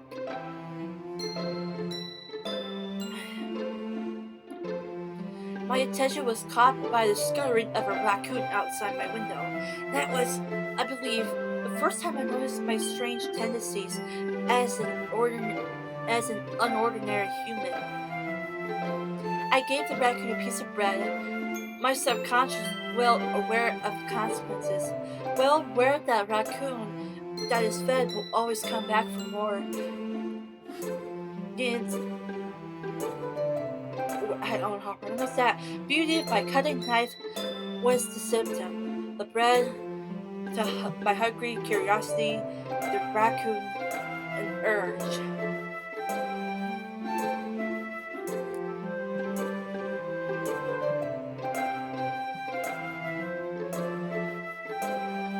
The moon increments its phase and reflects that much more light off of my cutting knife. The very same light that glistens in the eyes of my raccoon friend.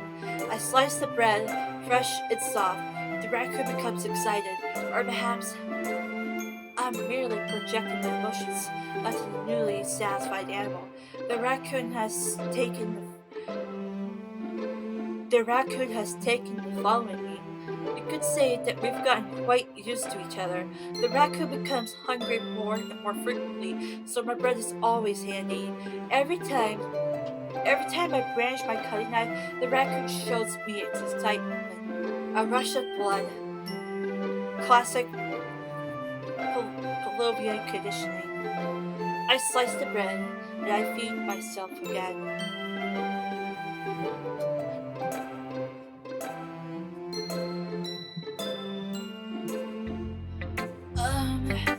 I was a little more daring with this one than yesterday's. I could see that. It's a lot more metaphorical. I don't know if it's my fault, but I can't begin to imagine what this poem is about. That's right. It's a bit closer to my preferred writing style. Using the poem as a canvas to express vivid imagery and convey emotions through them. Yeah, if I take it at face value, then I can't even figure out what it's supposed to mean. Well, I think it's something that different people can relate to in their own way.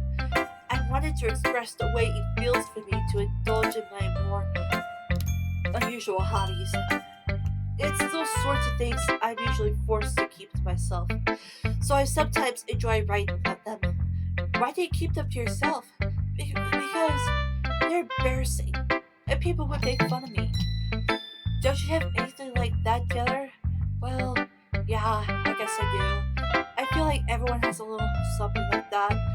The best we can do is respect each other and our individualities, even if it's difficult sometimes. It makes things and some things make us uncomfortable. After all, if I had learned to embrace my own weirdness, I would probably hate myself. I might be raised a little bit now. I'm glad that you're a good listener. You're good at a lot of things. Writing, listening. There really aren't many people like you, Taylor. That's exaggerating a little bit. It's just how I feel. I never thought I would feel so comfortable sharing my writing. Now, I almost feel like I look forward to it. It's just a really nice feeling. Hey, you're to thank for that. It's nothing really. Yuri smiles sincerely at me. For just a moment, her timidness seems to disappear. Okay, when I was in high school and middle school, I sucked at poetry. I couldn't. I had a hard time understanding what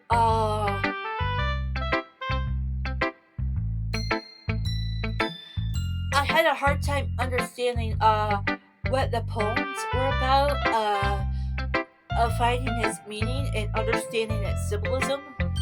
It was pretty frustrating, and I hated it.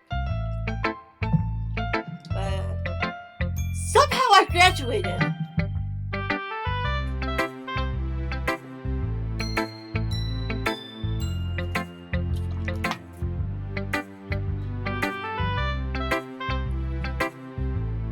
Alright, let's look at my best friend's poem, Sayori. Taylor, I really love your poems. I can't believe you've been hiding these from me. I'm not hiding anything, but your poems are so good. Yesterday's and this one too. You can't tell me you haven't done this before. I mean, you're really the one who feels that way, so... No way! Not even Natsuki? Well, I guess Natsuki is the least likely to admit how much she likes something. But I don't think it's that. What do you mean? Well, I guess I'll be honest about it. It's also a lot easier to write poems when I'm thinking about you. Ah!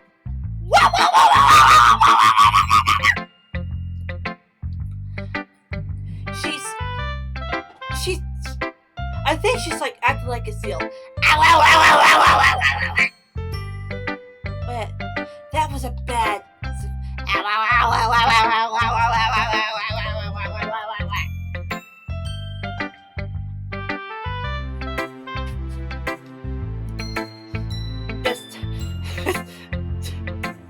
Just seals everywhere.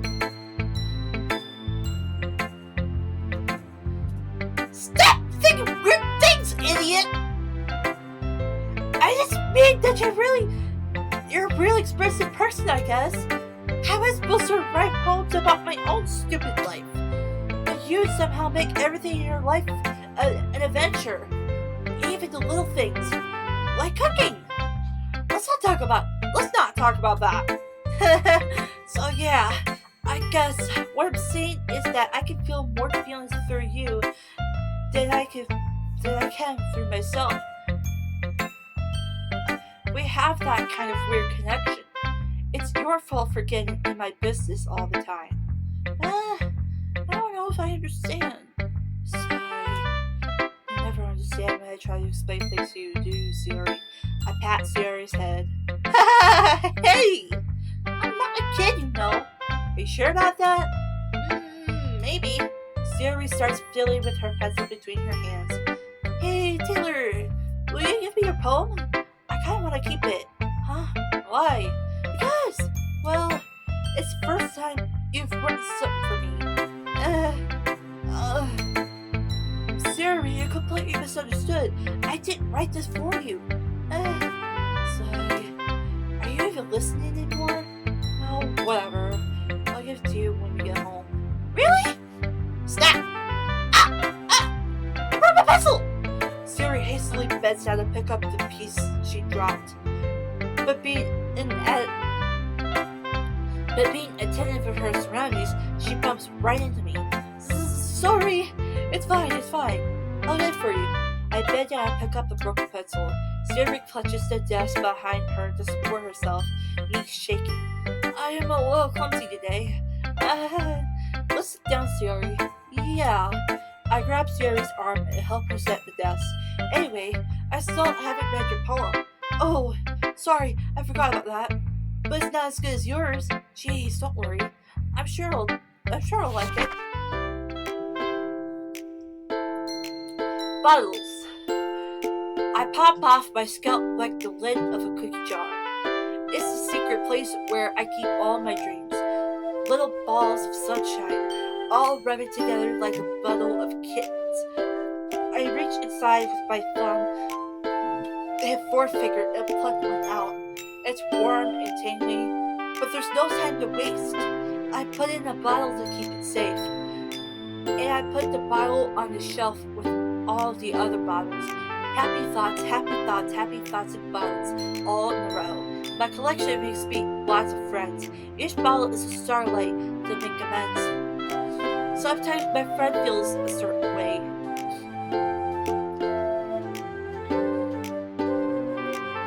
Down comes the bottle to save the day.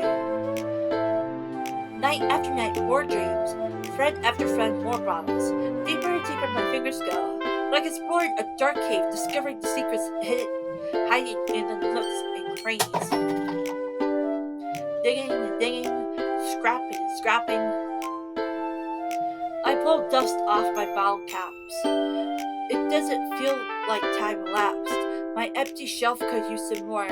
My friends look through my locked front door. Finally, all done. I open up,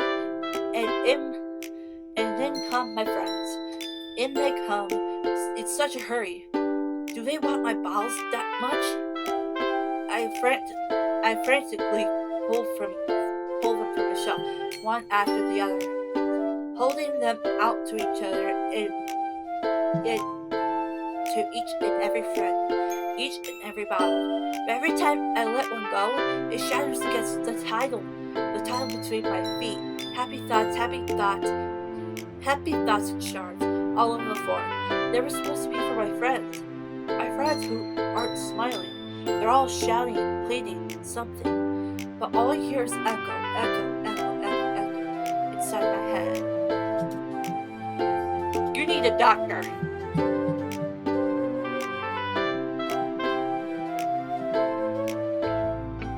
Holy crap! Siri, did you really write this? Of course I did! Did I tell you yesterday I was gonna write the best poem ever? Yeah, but I didn't expect something like this coming from you. Monika taught me a whole lot, and I've been really in touch with my feelings recently. I see that. It's almost kind of creepy. Creepy? Well, not exactly. Maybe because I'm so used to you being cheerful. Well, never mind. I'm thinking too hard about it. The point is, it came out good. So you should be proud of it. Oh, thanks. I feel like I was meant to express myself this way. It even helps me understand my own feelings a little bit better. Writing is like magic. You've gotten pretty passionate about this, huh? I hope you keep it up. Yeah! Writing is the best. I'm going to keep it until I die. Haha, don't get ahead of yourself. Siri's always had a habit of getting obsessed with something before dropping it, no matter than a week later. I wonder if this is one of those times. But seeing the passion in her eyes makes it hard for me to be pessimistic. Okay, I wanted to save the worst for last. Natsuki! So we're gonna read Monika's before Natsuki. Of course, the stupid pad right here. Hi again, Taylor. How's the brand going? Alright, I guess. I'll take that. As long as it's not going bad. I'm happy that you're applying yourself. Maybe soon you'll come up with a masterpiece. I wouldn't count on that. You never know. Want to share what you wrote for today? Sure, here you go. I give my poem to Monika. Alright, this was good. It feels like you're not only getting more comfortable with your style, but the imagery is better than the last one I read. Just wondering, but have you been finding inspiration in Yuri's writing style? I guess so. You can't deny that she's talented. Yeah, totally. I think her poems are the most romantic. That's the best way to describe it. She's like a totally different person when she picks up a pen. I noticed that too. Or when she's talking about literature, it's like a light turns on inside her. Sadly, it's hard to get much personal conversation out of her. Trust me, I tried. Who knows what's going on in that head of hers? I hope you don't mean that bad way. No, of course not. I just meant that I wish she didn't keep so much to herself. Still, defending her like that? You must be pretty into her. Ah! You completely misunderstood. Calm down, I'm kidding. Besides, I'm pretty sure she's already got a boyfriend. Wait, really? Yeah, a fictional one anyway. Monika kind of whispers that last part to me. It's just a hunch, but, well, there's not really anything wrong with that. Oh, well, I know. I was just saying. But anyway, you want to read my poem now? I like the way this one turned out, so I hope you do too. Alright, let's take a look. Save me. Call 911! Call 911! Call 911! Call 911! The colors, they won't stop. Bright, beautiful colors, flashing, expanding, piercing. Red, green, blue, and endless cacophony of meaningless noise. A noise, it won't stop. Violent, gradient waveforms, squeaking, screeching, piercing, sighing, consign, tangent, like playing the chalkboard on a turntable, like playing a vinyl on a pizza crust. An endless poem of meaningless. Oh wait, there's more? Load me. Ew! Is she horny?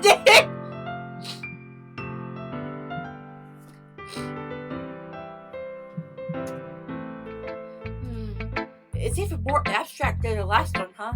I guess it's just the way I write. I'm sorry if you don't like it. No, I never said that. It's this kind of thing I never really seen before, I guess. I kind of like playing with my space on paper. Choosing where and how to space your words can totally change the mood of the poem. It's almost like magic. The way I wrote the lines are really short makes it feel like they're trying to speak over the noise. I see. It's still hard for me to tell what it's about though. Sometimes asking what a poem is about isn't the right question. A poem can be abstract as a physical expression of a feeling, or a conversation with the reader. So putting it that way, not every poem is about something. Anyways, here's Monika's writing tip of the day. Sometimes you'll find yourself facing a difficult decision. When that happens, don't forget to save your game. You'll never know when you might change your mind, or when something unexpected may happen. Wait, is this tip even about writing? What am I even talking about? That's my advice for today. Thanks for listening. Alright, Natsuki. She's the mean girl. Well, I can admit it's better than the last one. It's nice to see that you're putting in some effort. That's good. But I still don't like this at all. It's trying too hard to be serious. What do you mean by that? Poems don't need to be all deep sounding to express something. It's just going to sound like you're forcing it unless you really don't suck at it. Honestly, don't bother trying to write poems like this until you're on Yuri's level. Natsuki stopped short all of a sudden. Don't tell me! You're not just trying to impress Yuri, are you? What are you talking about? Keep your voice down. You know Yuri would love this angsty. Just because she's a talented writer doesn't mean Looks like I'm in trouble. I somehow struck a nerve. Though what I did is beyond me. I am so done with you. Natsuki shoves the poem I handed her back over to me. Take your stupid poem. If you wrote it for someone else, just don't show it to me. Ouch. This is what I get for letting a younger girl step into my business. Unless I was a mind reader, I was destined to be in a world of pain from the past. At least Natsuki wasn't really the girl I was trying to impress in the first place. Okay, everyone, we're all done reading each other's poems, right? I have something extra planned today, so if everyone could come sit at the front of the room. Is this about the festival? Well, sorta. Do we really have to do something for the festival? It's not like we can put together anything good in just a few days. We'll just end up embarrassing ourselves instead of getting any new members. That's a concern of mine as well. I don't really do well with my last minute preparations. Don't worry so much. We're going to keep it simple, okay? We don't need much more than just a few decorations. Siri has been working on posters, and I've designed some pamphlets that we can give out during the event. Okay, that's great and all, but that doesn't tell us that we're actually going to be doing what we're actually going to be doing for the event. Sorry, I thought you heard about it already. We're going to be performing! Performing? Monika? Yeah, we're going to be having a poetry performance. Each of us are going to choose a poem to recite during the event. But the cool part is, we're also going to let everyone else come up and recite poems too. So everybody's putting it all on the posters in case anyone wants to prepare it ahead of time. Siri, who's been coloring a poster, holds it up for us to see. Are you kidding me, Monika? You didn't already start putting those posters up, do you? Oh, well, I did. Do you really think it's that bad of an idea? Well, no, it's not a bad idea. But I didn't sign up for this, you know. There's no way I'm going to be performing in front of a group of people like that. I agree with Natsuki. I could never in my life do something like that. Imagine it. Yuri shakes her head in fear. Guys, no, Siri. I understand where they're coming from. Remember that Natsuki and Yuri have never shared their poems with anyone until just a couple days ago. It's a lot to ask for them to recite their poems out loud to a whole room full of people. I guess I kind of overlooked that, so I'm sorry. But I still think we should give it our best. We're the only ones responsible for our fate in this club. If we start the event, each put on a good performance, then it'll inspire others to do the same. And the more people who perform, the better we'll be able to show everyone what literature is all about. Yeah! It's all about expressing your feelings, being intimate with yourself, finding new horizons, and having fun! That's right! And it's those reasons that we're all in this club today. Don't you want to share that with others? To inspire them to find the same feelings that brought you here in the first place? I know you do. I know we all do. And if all it takes is standing in front of the room for 2 minutes and reciting a poem, then I know you can do it. Natsuki and Yuri remained silent. Siri looks worried. I guess that leaves me no choice. I agree. I don't think it's too much to ask. I think that Siri and Monika have been trying really hard to get new members. The least we could do is help them out a little bit. Well, maybe, but it looks like Natsuki doesn't have any arguments left. Okay, fine. I guess I'll just have to get over it. Alright! Next, Natsuki. What about you, Yuri? Yuri dejectedly glances around at everyone else's expectant faces. I guess I don't really have a choice. Haha, that's everyone! They're best, Yuri! This club is seriously going to be the death of me. Oh gosh, you'll be fine, Yuri. But anyway, let's move on to the main event. I want each of you to choose a poem of yours, and we're going to practice reciting them in front of each other. No, wait! Monika! This is too sudden! Well, if you can't recite your poem in front of the club, how do you expect it to do it in front of strangers? Oh no, don't worry. I'll start off to help everyone feel a little more comfortable. Can I go next? Haha, of course! Now let's see. Monika flips her notebook to a specific poem she has in mind of herself. Then she stands behind the podium. The title of this poem is The Way to Fly. Monika begins reciting her poem. Her clear, confident voice fills the room. More than that, her inflection is pristine. She knows exactly how to apply emotion behind each line she recites, bringing the words to life. Is this something she's done before? Or is she simply a natural? I glance around me. Everyone has their eyes on Monika. Siri looks amazed. Yuri has an intense expression on her face that I don't understand. Finally, Monika finishes the recitation. The four of us applaud.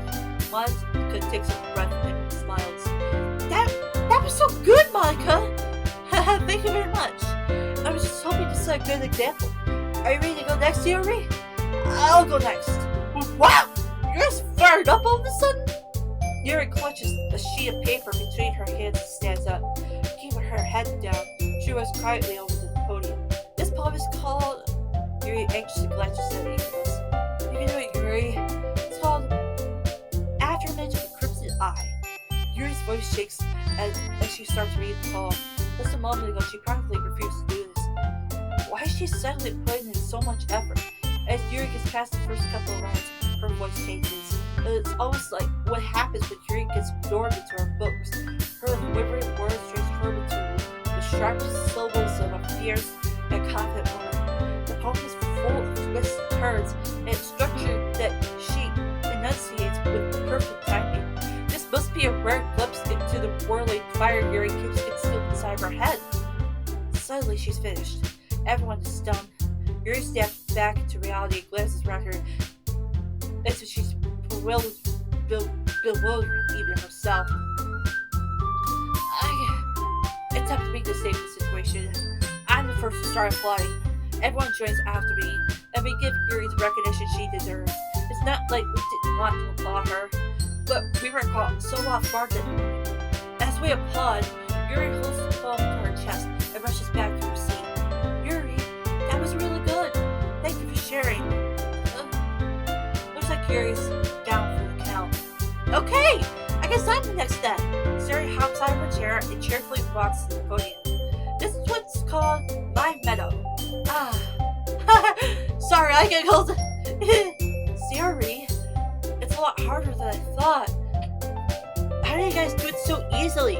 Try not to think of it like you're reciting to other people.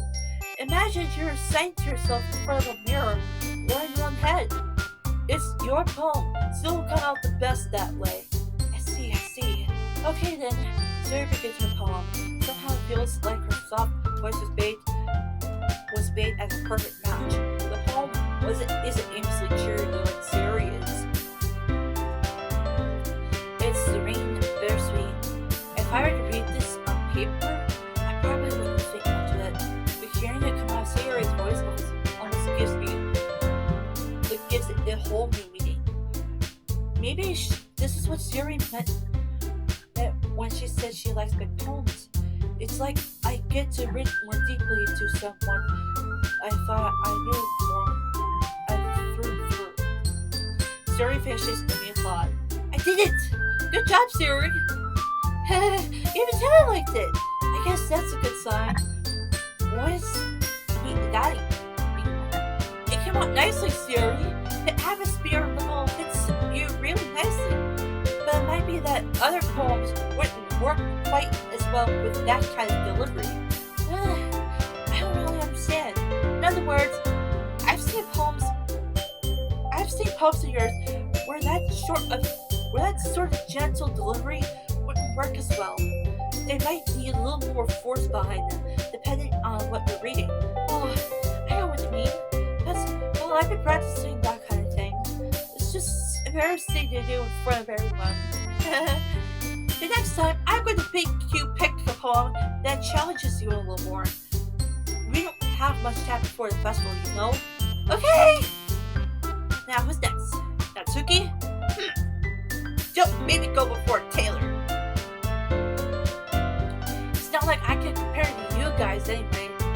Might as well let Taylor know everyone's standards before I have to do it. Natsuki, it's fine. I might as well get it over with. But it's not like I have much of a selection of what to read. I'll just have to go with what I wrote for today. I stand up and step in front of the podium. Everyone has their eyes on me, making me feel terribly awkward. I recite my poem. Since I'm not exactly confident in my own writing, it's hard to put energy into it. Despite that, once I finish, I receive applause anyway. Sorry, I'm not as really as good as everyone else. Don't worry about it so much. I think it's less about your abilities and more about your lack of confidence in your writing. That's something they'll improve over time, though. Yeah, maybe. Alright then. That just leaves you, Natsuki. Yeah, I'm going. Natsuki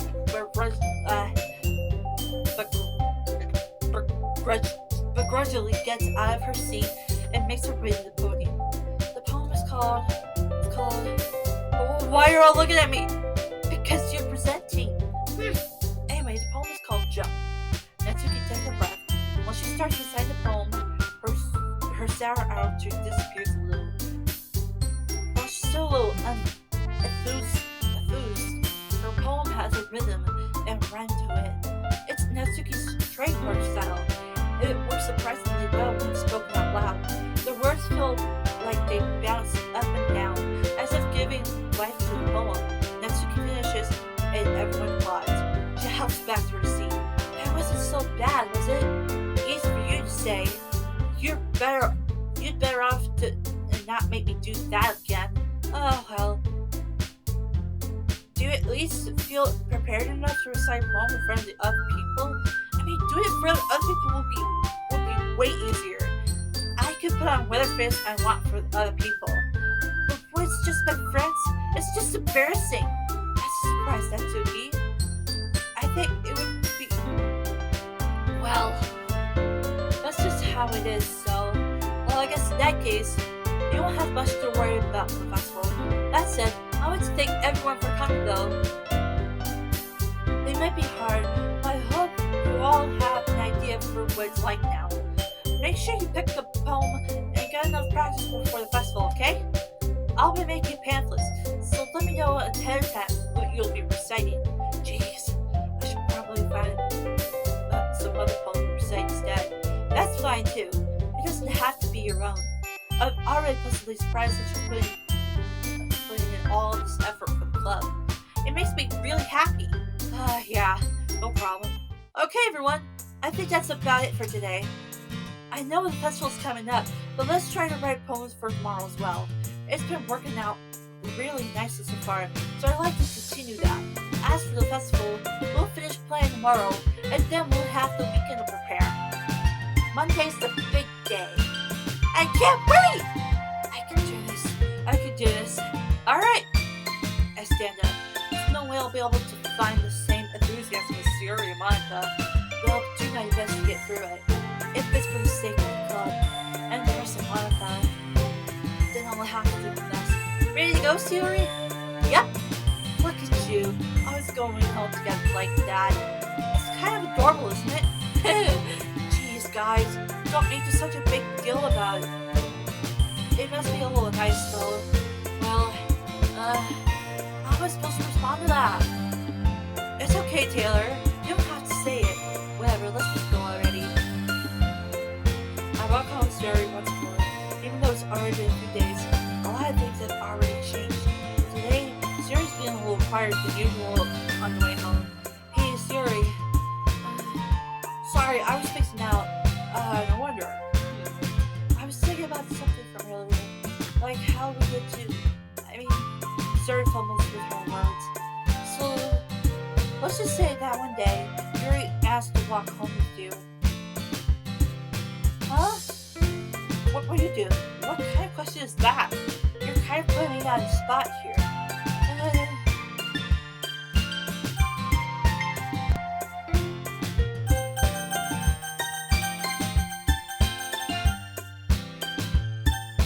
Come on, you're my best friend. Yuri. You really think I would ditch you for Yuri? But you're so beautiful, smart. Jeez, I already see her in club every day.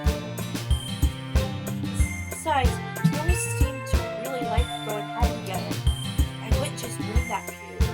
You're so silly, Taylor. You think about it too much sometimes. Yuri would deserve it if she wanted it, so Yuri, I've already made up my mind. I can't really figure it out sometimes. Sorry. Besides, what's the point of speculating something that's never going to happen? The conversation trails off. It's kind of weird.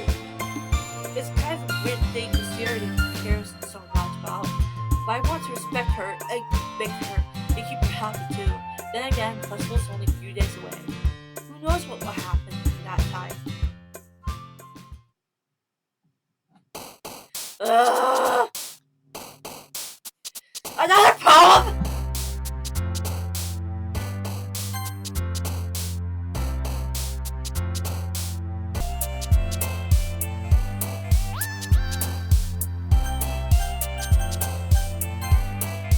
Alright.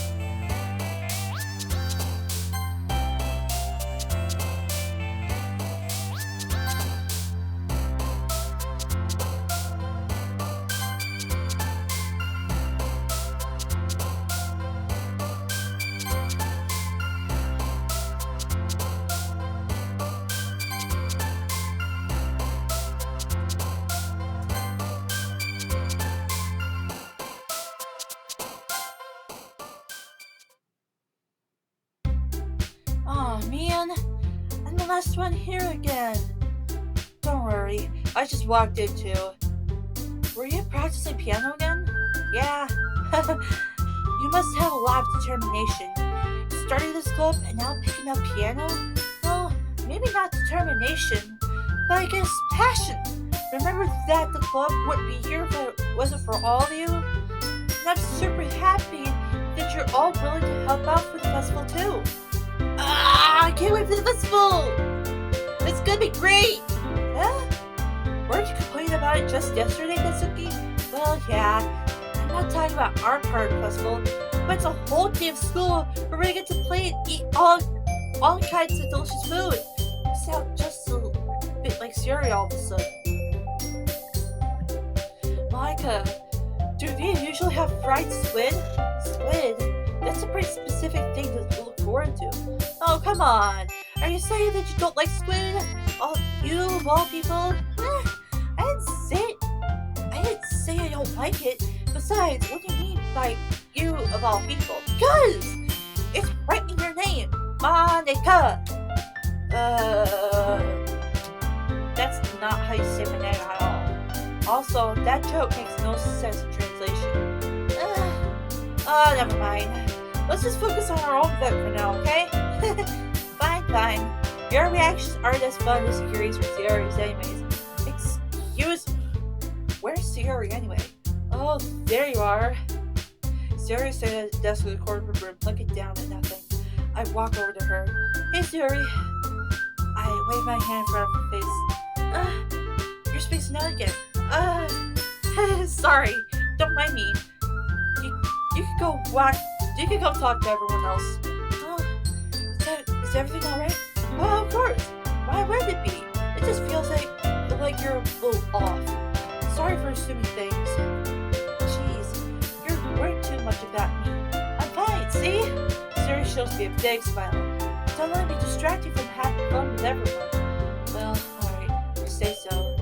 I worriedly glance at Siri before turning back toward everyone else, but the conversation has already dispersed, with everyone back at their usual activities. Maybe I should ask Monika if she's noticed anything about Siri recently. Since they've been preparing for the festival, they must be spending a lot of time together.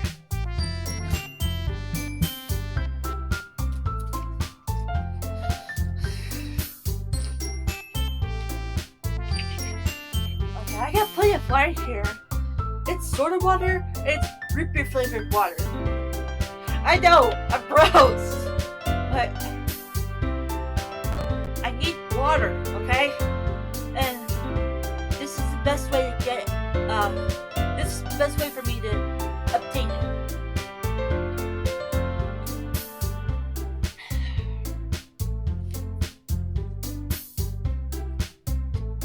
Sit down, I can reach it.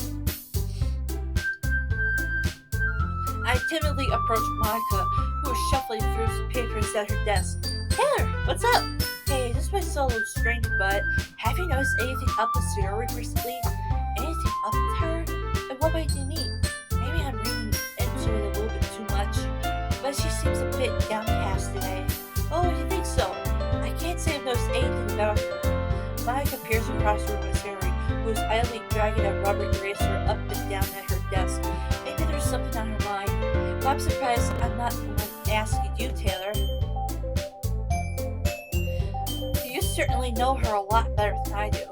Yeah, but she's never really like this. She's always talked to me about things that bothered her. But this time, when I asked her, she was really dismissive. Sorry. I know it's not your problem. I just wanted to ask if you knew anything, so I'll drop it now. No. It's important to me, too. I'm also friends with her.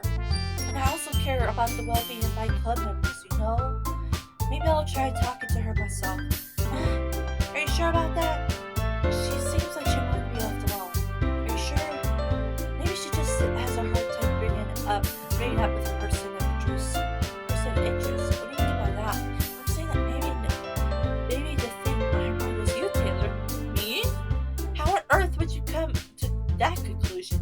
Well, I probably shouldn't say much, but Sarah talks about you more than anything else, you know? She's been so much happier ever since you joined the club. It's like an extra light was turned on inside of her. Like, what? No way. Sarah's always like that.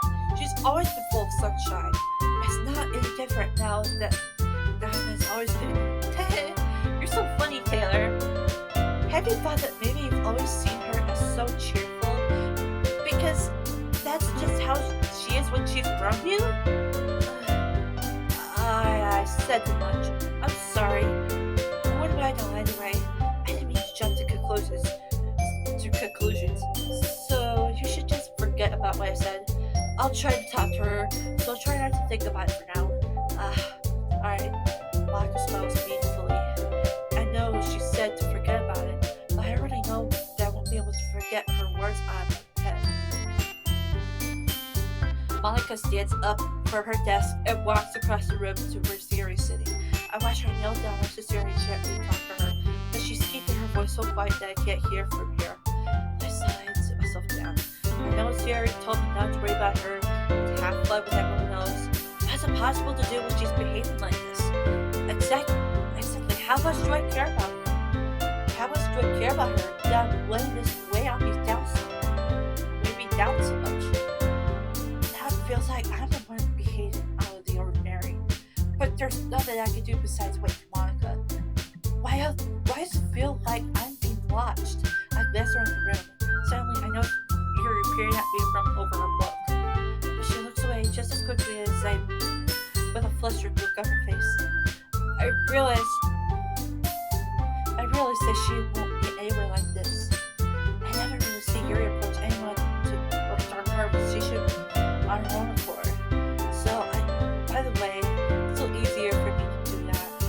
stand up from my desk and sit one next to her own. I didn't mean to bother you or anything. Relax, you didn't do anything. But I could tell that you wanted me alone with your thoughts. Alone with my thoughts? How were you even able to tell I was thinking like that? Well, it's something that I do a lot. So it wasn't hard for me to spot based on your posture and expression. No, not that I'm staring at you or anything. I didn't do anything creepy like that. In any case, I guess you were right. I'm sorry if I caused you any concern. Don't apologize. Your troubles are only the concern of those who will share that concern. Of course, there are certain those who find the most comfort in keeping it to themselves. Oh my gosh, why do I keep messing up the lines? But if you would prefer to share what's on your mind, then I would be glad to listen. It's not really that big of a deal. I was just feeling a bit uneasy about Sayuri. Sayuri? Yeah, she's a little different. She seems a little off differently, but when I asked her about it, she didn't want to admit it to me. So I can't help but wonder if something happened to her. Oh, that's quite romantic. So sorry. I didn't mean to say something stupid. It's that I just didn't want you to misunderstand.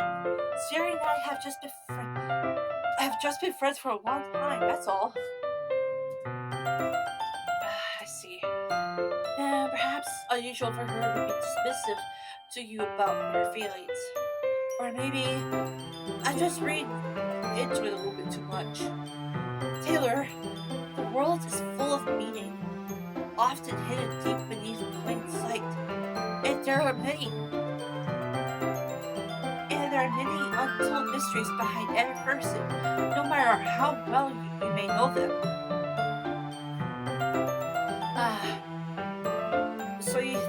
So you think that there might be something behind it after all?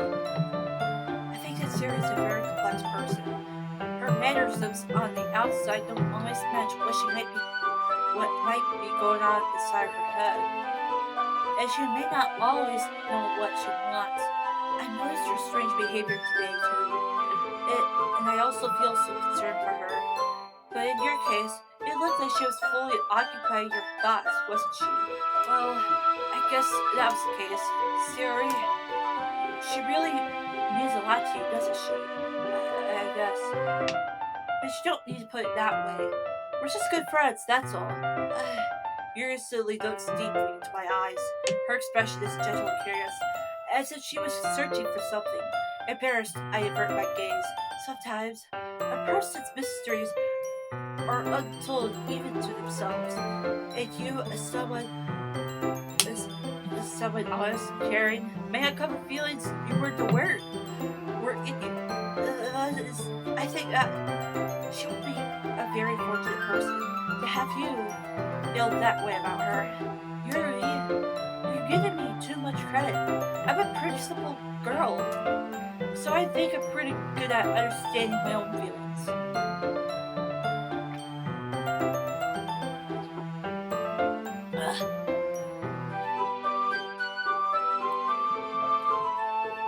I'm not nearly as sophisticated as you.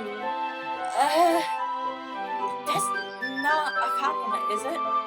It is what it is. Anyways, as long as we're here, why don't we do some reading? Well, as long as you're okay with it. Yeah, I should be taking my mind off this whole thing anyway. Okay, everyone. After some time passes, Monika calls out to the club room. Why don't we share our poems now? Before I know it, everything is back to normal. Everyone goes to retrieve their poems, and I do the same. I make eye contact with Monika, and she smiles at me. I wonder what she was talking about with Sayuri. I am very concerned about Sayuri, and I have a very, very, very bad feeling about this. It's nice, I guess. Come on. I can already tell you don't like it. Well, you don't need to worry about what I think. After all, you wrote this for someone else, didn't you? Probably Yuri. I didn't write this for anyone specifically. Maybe.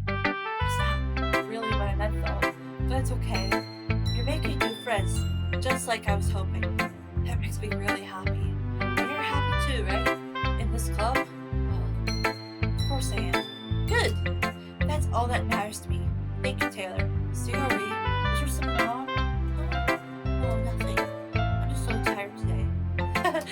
Alright. Just tell me if you need anything. I will. Don't worry about me, okay? You can go play with everyone else now. If you insist. Yay! I'm gonna go home and go to bed early today. Sorry. Tell Monika I wasn't feeling well, okay? I'll see you tomorrow. Before I can say anything else, Siri cheerfully walks out of the classroom, humming to herself. Okay. Now, Yuri. Taylor, your writing has only improved in these last 2 days. Every poem you show me has been nothing sort of spectacular. I can really feel the emotions. I'm a little envious, even. I don't think it ever came to me this naturally. Yuri, that's the wrong way to put it. This never did come naturally to me. But I've been able to improve so much thanks to you. You're really the example I was chasing after. Is that so? Yuri gently smiles to herself. This feeling, I'm so glad I got the chance to share my feelings. I never thought it would feel like this. I remember you mentioning that yesterday. I can't believe that you're so good at something and you've never even shared it with anyone. It's kind of a shame, maybe, but it's not like I really had a choice. What do you mean? Well, Yuri smiles sadly. Taylor, during lunchtime, I eat by myself. Do you know that? It's a great time to find a quiet spot and do some reading. In fact, I always have some books with me. You could say I really enjoy reading. Well, that's one way to put it anyway. But books are so full of amazing, inspiring people. People you want to fall in love with. Or people that just know would make a really good friend. Cheerful people who always put a smile on your face. Or deep thinkers and problem solvers who discover the mysteries of life. So when you look at it that way, I'm surrounded by friends every day. You know, and those friends don't laugh at me. They don't tease me for spacing out all the time. They don't make fun when bonding time. And they don't hate me for acting like a know-it-all. People say that about you. I'm not a know-it-all, Taylor. It's the opposite. I don't know anything. I don't know how to talk to people. I don't know how to make people see me as normal. I don't even know how to make myself happy. I have all these feelings, and all I can do with them is read and write.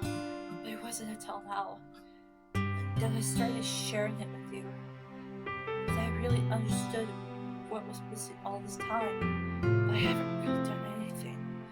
No, that's wrong.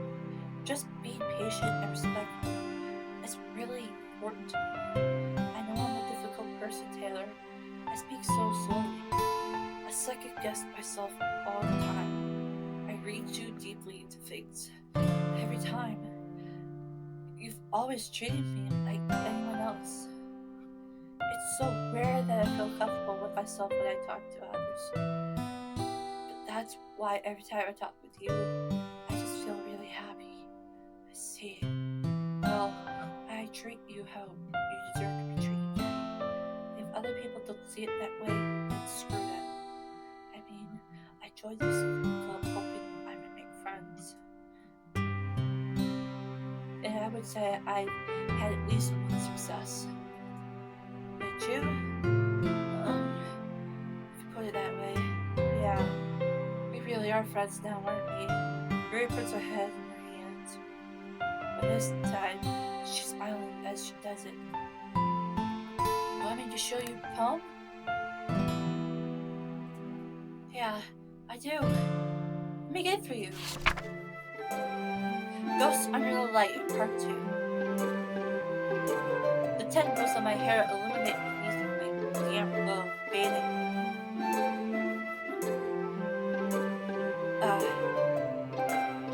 In the distance, a blue-green light flickers.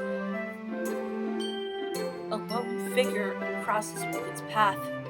a silhouette obstructing in the airy glow. My heart pounds, the silhouette glows. Closer, closer. I open my umbrella, casting a shadow to shield me from visibility, but I'm too late. He steps into the streetlight. I gasp and drop my umbrella. The light flickers. My heart pounds. He raises his arms. Time stops. The only indication of movement is the amber light flickering against his outstretched arm. The flickering light is the flickering light is red with the pound of my heart, teasing me for succumbing to this forbidden emotion. Have you ever heard of a ghost feeling warmth before? Giving up on understanding. I laugh. I I touch his hand. The flickering stops. Ghosts are blue-green. My heart is in. Finished the poem. I start to hand it back to Yuri, but instead of taking it from me, she looks away. Do you dislike it? No, of course not. I don't really know how I should respond. Despite Yuri's poems usually being cryptic, it was hard to figure out what this one's about. I don't know if I'll be able to explain this one. That's fine. I understand this one. Yuri is having even a harder time speaking than usual. Does this one mean a lot to you? Yuri nods. I'm not really good with words, but I'm happy that you shared it with me. So thank you. And I hope we keep spending time together. Despite my inability to make eye contact, I see a faint smile emerge on Yuri's lips. I once again try to hand the poem back to her, but instead Yuri gently takes my hand and pushes it back toward me. I hesitate in response to her warm touch. You can, the poem is, once again, Yuri fails to form a complete sentence. You mean I could keep it? Yuri nods. I'd love to. And Yuri faintly smiles, as she doesn't want me to notice. You always make me feel nice. I know I'm not good with people, but I hope that I can return the favor sometimes. Yeah, don't worry. I think you do a good job. Rhea finally turns back towards me. I guess we should move on before Monika says something. But I'm sure we could talk again later. Yeah, I'm sure we will. With that, Yuri timidly smiles at me, and I return on my seat so I can put her phone away. Alright, let's read Natsuki's poem. Yeah, no thanks. You didn't even...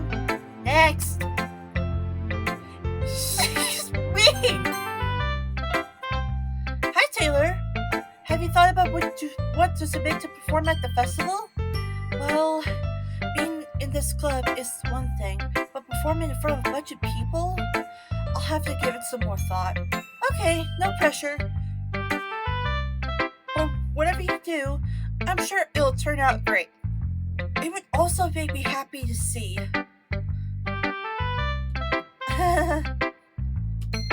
Anyways, let's take a look at today's poem.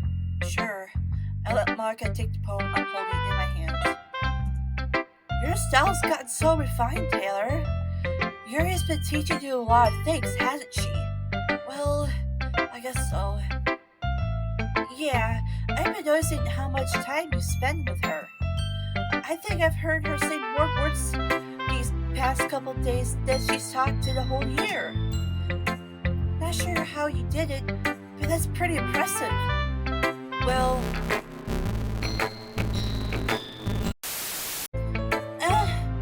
that's... It's awfully suspicious, you know? Spending time with her in the club room every day, reading that edgy novel with her, well, I just feel bad that she has a hard time socializing. It makes me want to make sure she doesn't spend all her time alone. Besides, the novel isn't too bad either, you know? Alright. I get you. Just be careful, alright? I know that Yuri isn't used to opening herself up.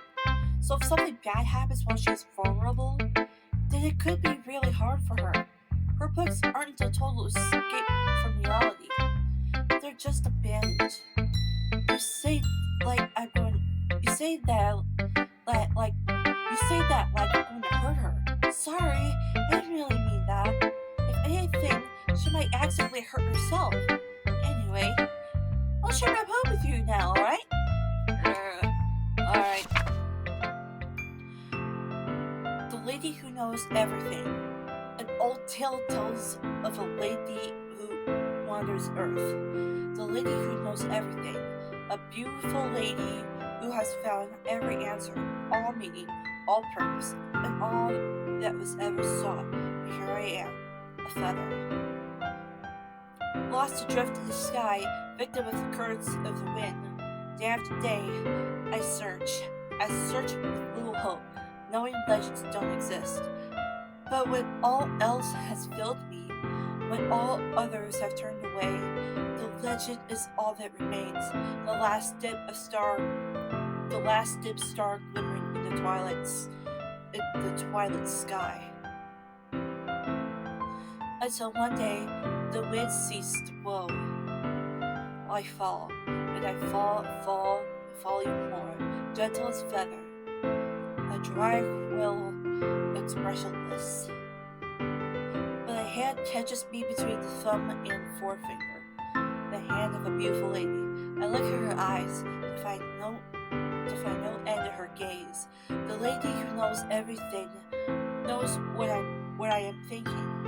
Before I could speak, she responds in a hollow voice. I have found every answer, all of which amount to nothing. There is no meaning, there is no purpose. I see only the impossible. I am not your legend. Your legend does not exist. And with a breath, she blows me back afloat, and I pick up a gust of wind. Alright.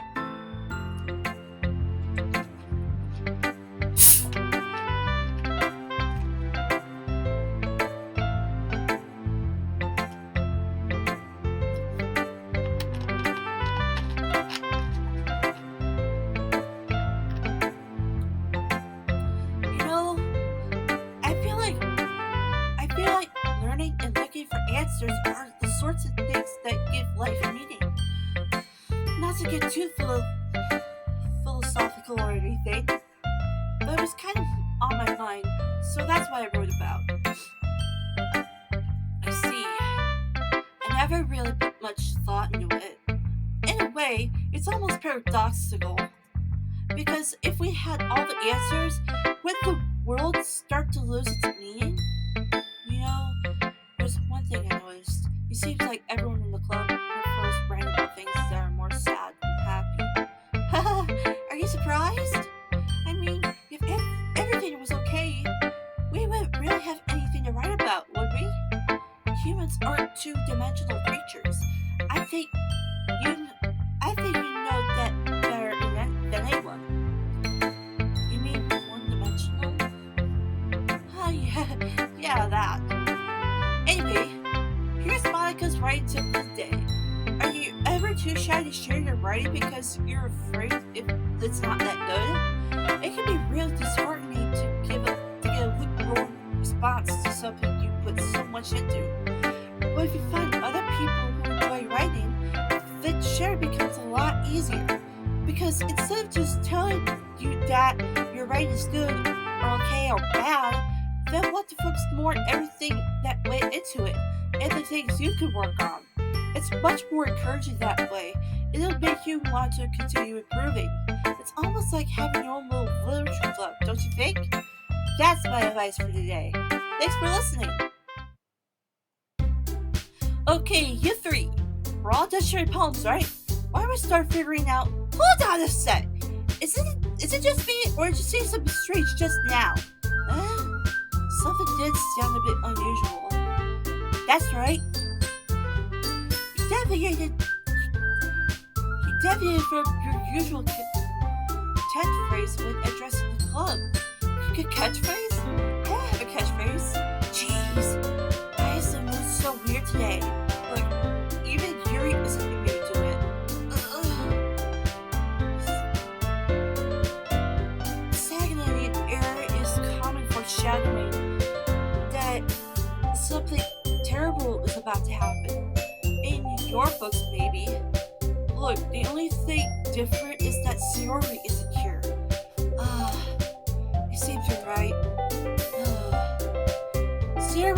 always helps lighten the mood a little bit, doesn't she? It's almost like everyone's else is thrown off her when she's not around. Where the heck did she run off to anyway? I thought she just went to pee. Natsuki, please show some decency. Oh, come on! Actually, she wasn't feeling too well and went home early. So that's so. I hope she's alright. Seriously? Of all the times to not go home with her, you pick the time she's not feeling well? So much for you to be all lovey-dovey. No! First of all, stop misunderstanding my friendship with Sayori. And second, she's kind of been avoiding me today, so I didn't want to force it. That curious expression coming from Yuri, of all people? Calm down, guys. I talked to her earlier and everything is fine. What'd she say? Anyway, we need to figure out the rest of the festival preparations, so let's decide what everyone will be doing this weekend. I already know what I'm doing. That's right. Next week we'll be making cupcakes. But we might need a lot of them and different flavors. Can you handle that all by yourself, Natsuki? Challenge accepted.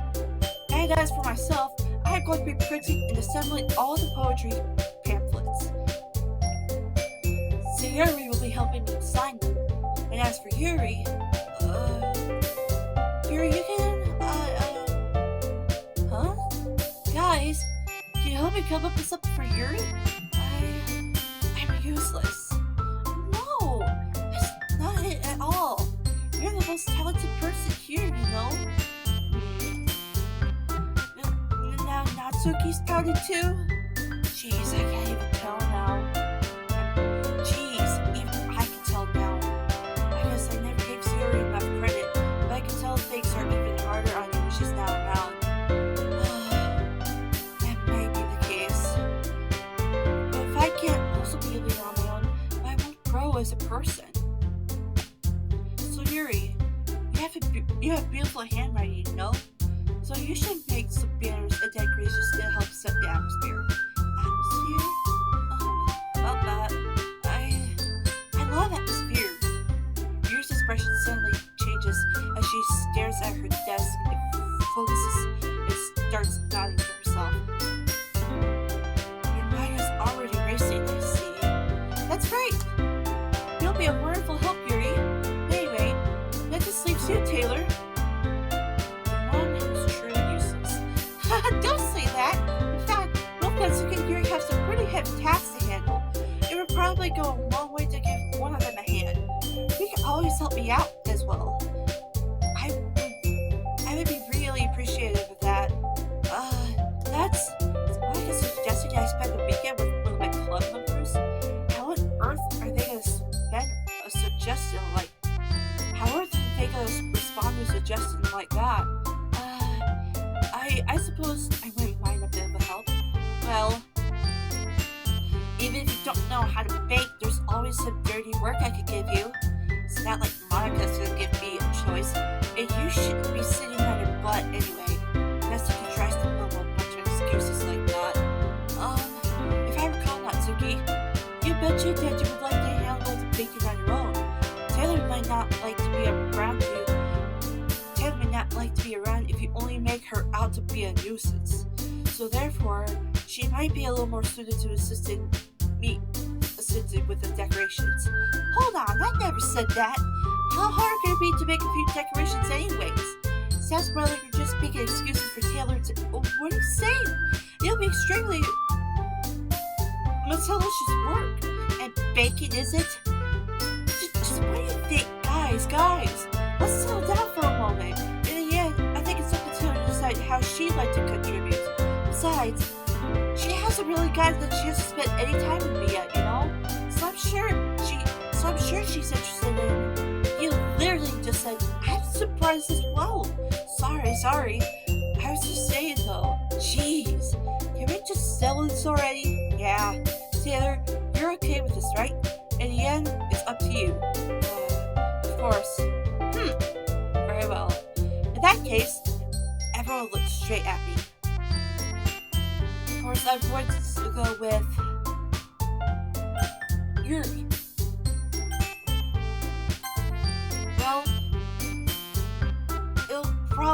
Well, I'll probably be most useful helping you out, Yuri. Me? Are you serious? Why would you, Natsuki? I can already tell you're about to say something mean. No, I was just saying. Ugh. So you'll be helping Yuri then? Yeah, that's what I'm going to do. I'm glad. I have a bad habit of overthinking these sorts of things. So I think your assistance will be very useful. That's great to hear. Natsuki, you'll be able to handle the baking. Natsuki, will you be able to handle the baking yourself? I mean, yeah. I already said I would be fine. Okay, okay. Everyone can tell that Natsuki's feeling a little sour. So, is that everything that we need to go over? Yeah, that should be about it. Are you guys excited? Well, excited might not be the right word, but I suppose I'm looking forward to it a little bit. Do you feel the same way, Taylor? Me? I guess you could say I might just see how it'll turn out. That's good enough for me. What about you, Natsuki? Natsuki? What? Why is everyone yelling at me? I didn't even do anything. No. That's not what I meant at all. Yuri anxiously glances between everyone in the room. I'm sorry for this. I don't really know why Taylor picked me. And also, your cupcakes are the best I've ever had. They really go well with my tea. And nothing that I do for the event will compare to that, so I get it. I'm kinda surprised though. Why? Well, I'm the one acting immature. I already know that. But you're trying to cheer me up all of a sudden. I know I'm not very good at it. I'm sorry if I said something bad. Natsuki isn't the only one surprised. Monika and I are also taken back by Yuri's words. When she already has trouble with words, trying to cheer someone up must be far out of her own comfort zone. But I begin to understand. Yuri was trying to sound like Sayori. Even if it didn't work perfectly, I'd tell she tried to say something Sayori would say at a time like this. Because Sayori always helps everyone to smile and feel good about themselves. No, I can't appreciate it. I'm sorry for making a big deal out of nothing. But I'm going to say this. You better bet that my cupcakes are going to be the best part of the whole event. I believe you. Yeah, I hope to see everyone do their best. But with that, there's nothing more for today. So I guess it's time for us to head out. Alright, let's get out of here then. Everyone packs up their things. I start to follow Monika and Natsuki out the door as they chat between each other. I turn around. Sorry. I realize I don't have any way of contacting you this weekend. Oh, you're right. I can't believe that slipped my mind. Should I give you my phone number? I think that would be the best way, yes. Alright then, Yuri and I exchange phone numbers. Okay, then I'll be stopping by your house on Sunday. My house? Is that a problem? No, not at all. I just thought I would be the one going to your house, since I'm the one helping you. I suppose that makes sense. If you don't mind, I think I'd prefer going to your house. Alright, in that case, it won't be a problem. I decided not to impress Yuri for a reason. It's not like it should matter what much either way, so I'll just need to make sure my room is clean. I hope I managed to make myself useful in some way. I'm not nearly as creative as you are. Don't underestimate yourself, Taylor. I think that will make a very productive team. Even if you only choose me because you felt bad or something. Wait, you don't actually think that, do you? I don't know. It's difficult to come up with any other reason you might have chosen me. You're forgetting the one reason with the most common sense. I chose to help you because that's what I want to do. But Yuri takes herself in extremely tense direction. Yuri, you're overthinking this.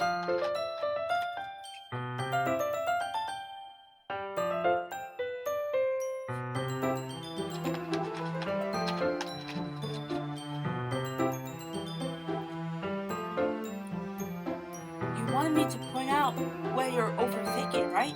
I didn't realize. I'm telling you, I want to. That's all there is to it. You believe me?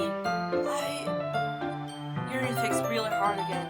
She looks straight into my eyes for a long while. I believe you.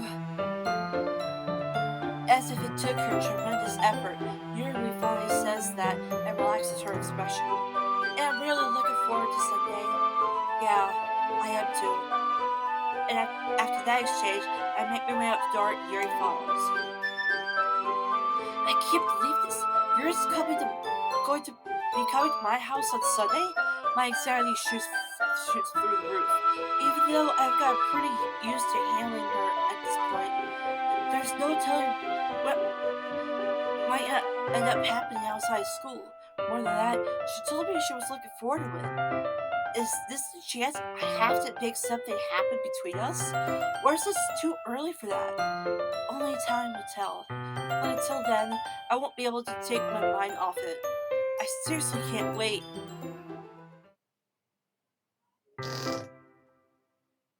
It's already Sunday. I've been getting increasingly anxious about Yuri's upcoming visit. I keep telling myself there's no reason to be nervous, but it doesn't help much. Yuri is clearly an introvert and also an intimate person in general. There's no doubt she'll be up a little when it's just the two of us. Meanwhile, we've been texting occasionally. She was extremely apprehensive at first, but it wasn't long before I was already learning more about her. But putting Yuri aside, I haven't heard a thing from Yuri since she left the club. She left club early the other day. It's not like we text each other all the time or anything, but I've been worried about her in the back of my mind. Between what Yuri said and what Monika said, it is really okay for me to put Yuri's feelings aside when she might need me. I decided to visit Sierra before Yuri comes over. Rather than asking, I simply tell her I'm coming over, much like we've done in the past. Once I reach Sierra's house, I knock on the door before entering myself. Again, we used to play so often that we've made it a habit of simply entering each other's houses like we're a family. The house is quiet. Sierra isn't anywhere on the first floor, so I assume she's up in her room. Oh my gosh. It's already strange of her not to run down and greet me. I head to her bedroom and I finally find her. Oh my gosh. Is this the part? Sierra? Oh, thank God! Hi, Taylor. I sit down in her room. Sierra forces a smile, but it's easy to tell she's different. There's a minute of silence between us. You haven't come over like this in a long time, haven't you? I guess you're right. It has been a long time. Not much has really changed, has it? Sarah's room is a mess. It's as messy as it is always. I also recognize the same stuffed animals and wall decorations that she's had for years now. If you came over more often, it would be such a mess. That's because I ended up cleaning it for you. How come you suddenly want to come over today? Aren't you supposed to see Yuri today? Yeah, but wait, how did you know that?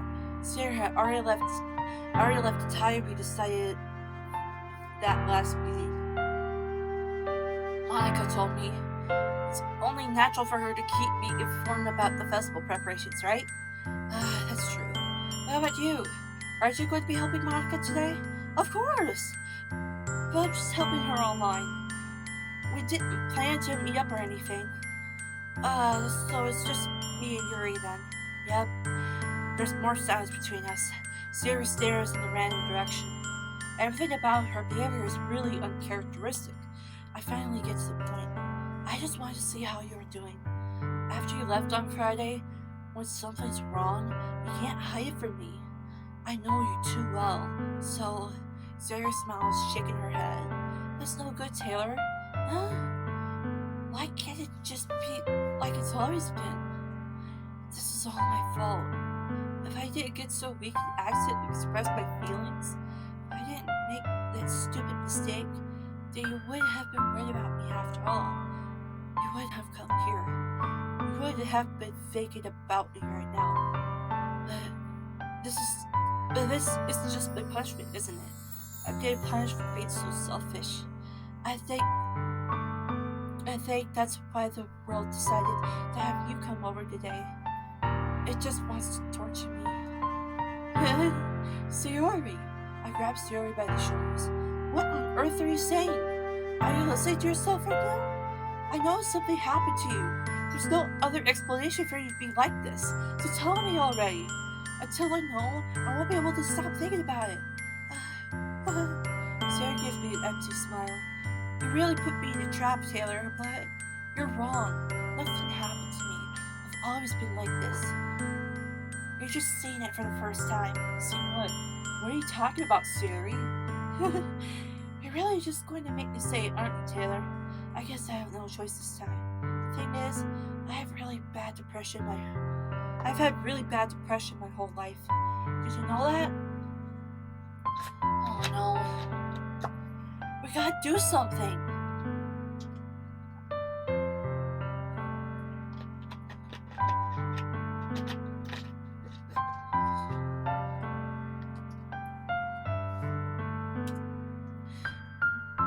Why do you think I went to school every day? Because most days I can't even find reason to get out of bed. What reason is there to do anything when I fully know how worthless I am? Why go to school? Why eat? Why make friends? Why make other people put their energy and carry the waste by having them spend it on me? That's what it feels like. And that's why I just wanted to make everyone happy without anyone worrying about me. I'm in shock. I can't even figure out how to respond. How is it possible that Siri kept this from me the entire time that I've known her? Does she really want so badly for me to just not think about her? Why, Siri? Why is it that you never told me about this? I almost feel like I've been betrayed as your close friend. Because if I knew, I would have done everything I could to support you. Even if there's only so much that I could do, I would have tried a little bit harder to make every day a little better for you. That's why I'm your friend. All you had to do was tell me. You don't understand at all, Taylor. Why do you think I didn't tell you? Because if I told you, then you wouldn't have to waste effort caring about me instead of doing important things. I don't want to be cared about. It's bittersweet when people try to care about me. It feels nice sometimes. It also feels like a bat being swung against my head. That's why I wanted so badly for you to make friends with everyone else. Helping everyone be happy together is the best thing for me. But then, I discovered something else too. Seeing you make friends and get closer with everyone in the club, it feels like a spirit going through my heart. So that's why I decided the world just wants to torture me. Every path leads to nothing but hurt. You're right, I don't understand your feelings at all, Taylor. But I don't need to understand. Whatever it takes for me to help you stop hurting, that's what I'll do. No, Taylor, there's nothing at all. The only thing that could ever help you, the only thing that could have helped me is if everything could be like it always was. But I was selfish. I finally showed you what a horrible person I am. Tears strike down Yuri's face. I made you join the literature club because I was selfish, and I was punished by my heart hurting in a way that I couldn't understand. And how you came here, and I made you hurt too. I'm just weak and selfish. That's all I am. And that's why I'm going to accept these punishments, because I deserve every last one. Without thinking, I once again grabbed Siri's shoulders. This time, I pulled her into a tight embrace. Taylor, Sayori, I don't care if you feel selfish. I'm really happy that you convinced me to join the club. Seeing you every day makes it worthwhile enough. If I make friends with everyone else, then that's just a bonus. But please never underestimate how much I care about you. I wouldn't have it any other way. Taylor, Siri isn't hugging me back. Despite my arms being wrapped around her, Sayori's arm remains at her sides. She starts sobbing next to my ear. No! Don't do this to me! Please don't do this! Taylor! Siri barely manages to between her sobs. I don't know if I'm doing the right thing, but all I want for her is to know that I care. If you have it in you to call yourself selfish, then you have it to let me be selfish too. No matter what it takes, I'll figure out what needs to change. It'll make these feelings go away. And if there's anything that you need me to do, then you better tell me. I'll get mad if you don't. I don't know. I don't know. I don't know. Gently, Sayori finally puts her arms around me in return. I don't know anything. It's all really scary. I don't understand any of my feelings, Taylor. The only time I'm not feeling nothing is when I'm feeling pain. But your hugs are so warm, and that's really scary too. Sayori lets me go. And she does so, I let her go as well. The festival is tomorrow. Yeah. It's going to be fun, right? Yeah. How would you like for me to spend it all with you? It's what I want. I promise. I think that would be nice then. Yeah. Sayori wipes her eyes. If I could spend the whole day here, I would. Of all days, this has to be the one where I have other plans. Maybe I should cancel. No, don't. Please don't. If you do that, then I really wouldn't forgive you. But it's almost time for Yuri to be at my house. At the very least, do you want to come along and help out? It would be fun. To my surprise, Sayori shakes her head. I'm sorry. I don't know if that would be very good for me today. You understand, right? It's kind of hard for me to fully understand, but I'm trying my hardest. It's okay. Don't worry too much about it. I'll see you tomorrow, okay? Alright. I look forward to it. I say goodbye to Sayori and exit her house. On the way home, I find myself feeling uneasy, but it's hard for me to keep thinking about it when Yuri's about to come over too. I think Sayori is right. I shouldn't be worrying too much, and we're definitely going to have a great time tomorrow. I should just focus on what's ahead of me. As I approach my house, I see something that makes me feel a moment of panic. Yuri? Thank goodness! You're a little early. I'm sorry, I wasn't home yet. Were you waiting for a long time? No, I just got here, but I started to get really nervous when nobody answered the doorbell. You always could have texted me. If I had known, I would have reassured you and hurried more on my way home. I suppose that's true. I didn't think of that for some reason. It should be common sense to do that, but I decided to ignore it. Anyways, let's go inside. I see you brought a lot of stuff with you. That's right. And did you manage to find everything I asked you to buy as well? Yeah, pretty much. At least I hope I got everything right. I'm sure it will be fine. I take Yuri to my room. The first thing she does is glance around curiously, which makes me feel anxious. It's so clean. I cleaned it before you came over, so that's very considerate of you to do. No. I would be really embarrassed for my room to be a mess while you were here. Well, I do enjoy cleaning. I would have gladly helped you clean. That would be even more embarrassing. Wait, don't look in there. I snatched Yuri's wrist, which was in the process of opening the desk door of mine. I'm sorry. I wasn't thinking for some reason. I was just spacing out. It's fine. I let go of Yuri's wrist. She puts both of her hands firmly in her lap, as if she's making sure she's keeping track of them. So, should we get started? Yes. I have a few things planned that you can help with. Decorations and other atmospheric enhancements. Atmospheric enhancements? You know, mood lighting, aromatherapy candles. Oh, wow. I didn't know you planned on taking it that far. Of course. I want to help take our guests to a faraway place. Although many will stop just by out of curiosity, I have cupcakes, I guess. I am determined to provide an experience that will leave them wanting more. That's great. It's easy to forget that you're a pretty intense person. Intense? I guess that's the best way to put it. Is that a bad thing? No, not at all. It's something that I like about you, actually. Is that so? That makes me feel relieved and kind of happy. Yeah, no need to be so anxious. You can relax a little. Relax. I brought some things for relaxation. I was going to use them during the poetry event. Oh yeah? Like what? Let's see. Ray rummages through her bag.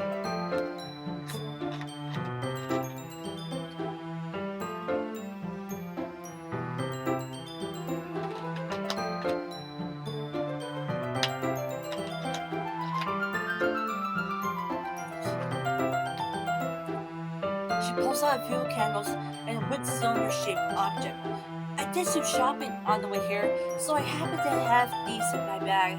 I plan to cover the windows in black paper and use the candles to light the room. I think that would be amazing, don't you? Yeah, that would be really neat. So what's that one thing though? Oh, this? It's a diffuser for essential oils. How familiar are you with aromatherapy? Not familiar at all. Is that so? It's one of my favorite contributors to a positive atmosphere. Depending on the oils or herbs you choose, you can change the mood of the air itself. You can even feel it permeate through your body. Relaxation, positive energy, romance, reflection. It's almost like magic. Yuri takes the cylinder and pushes a switch on the bottom. In just a moment, a thin ray of vapor begins to spout through a small hole on the top. Wow, that smells wonderful. What kind of mood is that one for? This is a jasmine essential oil. It helps a little. It smells a little sweet and flowery, right? Yeah, that's a good way to describe it. I chose jasmine for me because it provides more than relaxation. Jasmine enhances your emotions and helps you feel the flow through your body. You feel warmer and your heart pounds more heavily. Don't you think? Don't you think that would be perfect for sharing our poems? It does sound suitable, but you seem to know a lot about this, so I trust your opinion with anything. Yuri smiles gently, clearly enjoying herself. She again reaches into her bag and pulls out several spools of thin ribbon. What are these for? Well, did you purchase the origami paper I asked you to get? Yeah, I have it over here. We won't be using the paper for folding origami. What I'd like to do is write a different word on each paper. We'll need about 100 of them. Oh yeah? What will those be used for? Well, I'm going to cut pieces of ribbon to hang from the doorway of the classroom. And then we can fasten the paper onto the ribbons to create a doorway curtain. Wouldn't that be beautiful? It'll also catch the eye of those passing by the room. It may attract some to peek inside. That's really creative. I had no idea you'd be so good at this, Yuri. Is that so? Well, I suppose I do get a little tense, as you put it. Ugh. Yuri giggles with red cheeks. Is it just me, or is she more relaxed when it's just the two of us? Or maybe it's the excitement she feels from sharing something that she enjoys. Here's a marker, Taylor. You can write any character you want. It'll help you once I finish cutting the ribbons. Alright. Sitting on the floor together, the two of us get to work. I carefully draw a different character on each paper, doing my best to manage my bad handwriting.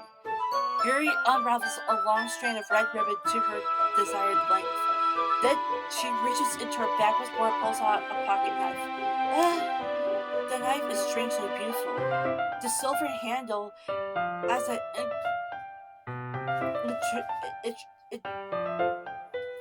intricate pattern waves etched to it. The blade itself is gently tinted blue. That's no ordinary pocket knife. It looks really fancy. Well, embarrassed, Yuri looks away. What is it? You're going to think it's weird. Yuri, whatever it is, I have no reason to judge. To each other own, you know? If you promise you won't be weird at all. Yeah, I promise. Alright, the thing is, I'm kind of into knives. They're just so pretty. I can't help it. I know what it is. I don't know what it is. A combination of craftsmanship and feeling of danger, maybe? What am I saying? Please don't think I'm weird for this. You're laughing at me. No, I'm not laughing at you. This is funny how nervous you got about sharing. It's, well, it's an interesting thing to be into, I guess. But I think it kind of suits you. Suits me? Yeah, it's kind of intense. Besides, it's a really cool looking knife. I can't deny that. It is, isn't it? Yuri relaxes her expression once again. Would you like to hold it? Sure, I'll check it out. Yuri carefully hands me the knife, with the handle facing me. I take it and turn around my hands. It feels heavy and extremely solid. Where did he even get a knife like this? Curious of its sharpness, I feel the point of the knife with my index finger. Ow! Taylor! Why did you do that? I didn't expect it to be that sharp. I barely touched it at all. Pokey, pokey, pokey.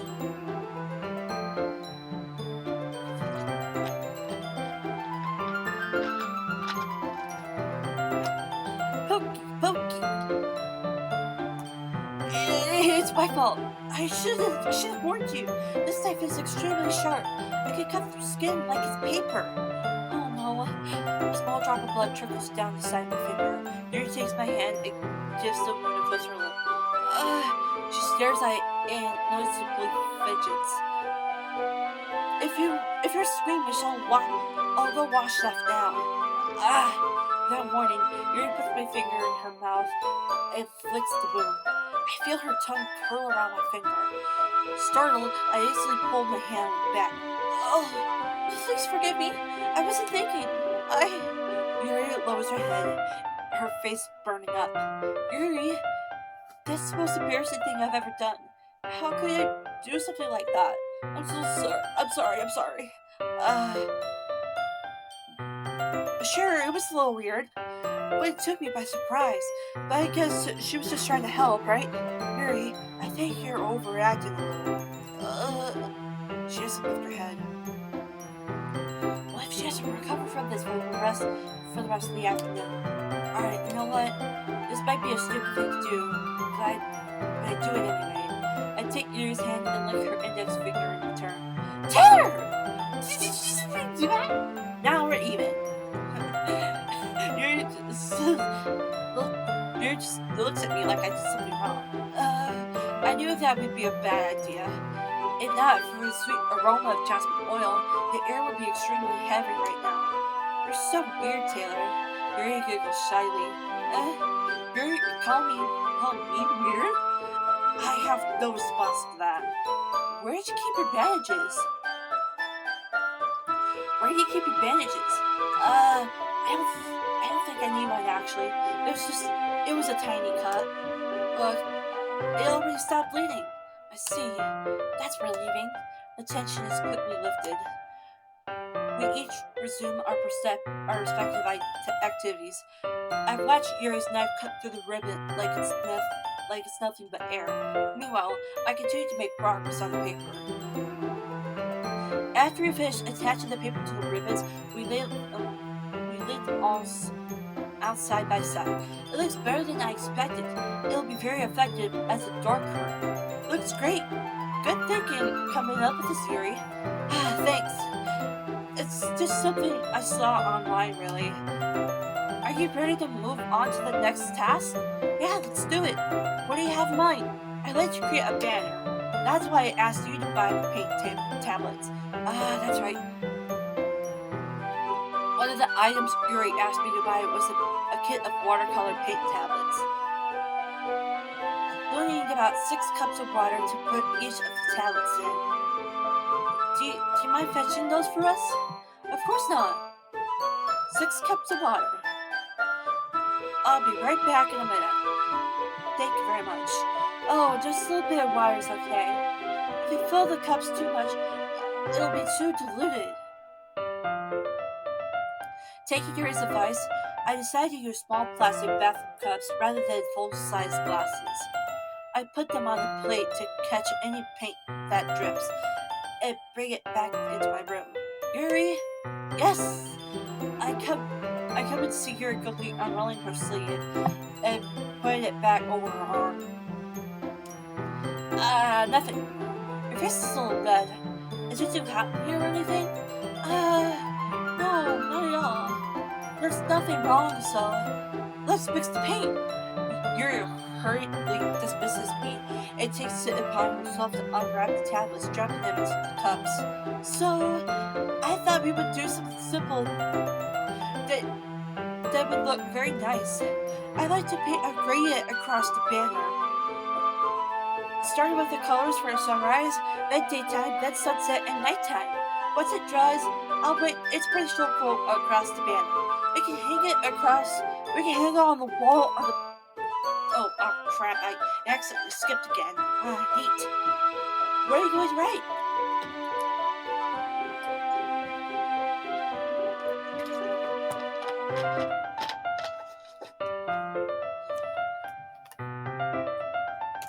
Well, it'll be more fun to surprise you. Yuri smiles at me. If you say so. After rolling out the banner, Yuri and I kneel on opposite sides so we don't get in the way of each other. Yuri uses a brush and adds a few dots of different colors across the banner to serve as a color guide when we paint. This kind of reminds me of elementary school. Painting on a banner with watercolor feels like the art class projects we had back then. It's relaxing. I'm sorry if this feels too childish. No, I didn't mean that at all. It's kind of fun, you know? Yeah, it is fun. I'm glad you feel that way too. Yuri stopped playing for a moment, thinking to herself. For me, I don't need to go out and do crazy things to have fun. In fact, I usually don't even want to. It's just when I like to spend time with one other person, even if it's something simple like reading. It doesn't matter if we don't talk that much. Just having a friend next to me makes things a little bit nicer. I think that's all it takes for me to be happy. So that's so. Even if you and I are quite different, I can understand where she's coming from. I feel that way. I feel that way about things like anime and games, where simply sharing the experience with someone can make me happy. I think I feel the same way. Yuri smiles gently. I know you understand. Yuri leans over the banner to grab an unused paintbrush. But I move at the same time, causing my head to bump into hers. Yeah! Sorry! Yuri reels back, and I quickly lift my hands in surprise. Are you hurt? No, I'm not hurt. It just started me, that's all. Sorry, I should have asked you to get it for me. It's not your fault. Your face. There are droplets of paint on Yuri's face and neck. Is there something on my face? Yeah, I actually got paint on you. Sorry, it's totally my fault. I'll get a towel right away. I rush out and fetch a small towel, then I dampen it with hot water. I return to my room and kneel back down in front of her. Here, I pat down Yuri's face and neck with a towel. Is something wrong? It's hot. I just didn't expect it. Sorry. I didn't want to use cold water. Having finished, I start to retract my hand, but Yuri suddenly holds my wrist. Wait, just for a little longer. It feels really nice. I keep my hand still against Yuri's neck. She looks into my eyes. It's an intense expression that I recognize when she reads her looks, almost as if she's lost in the daze, enveloped by her own thoughts.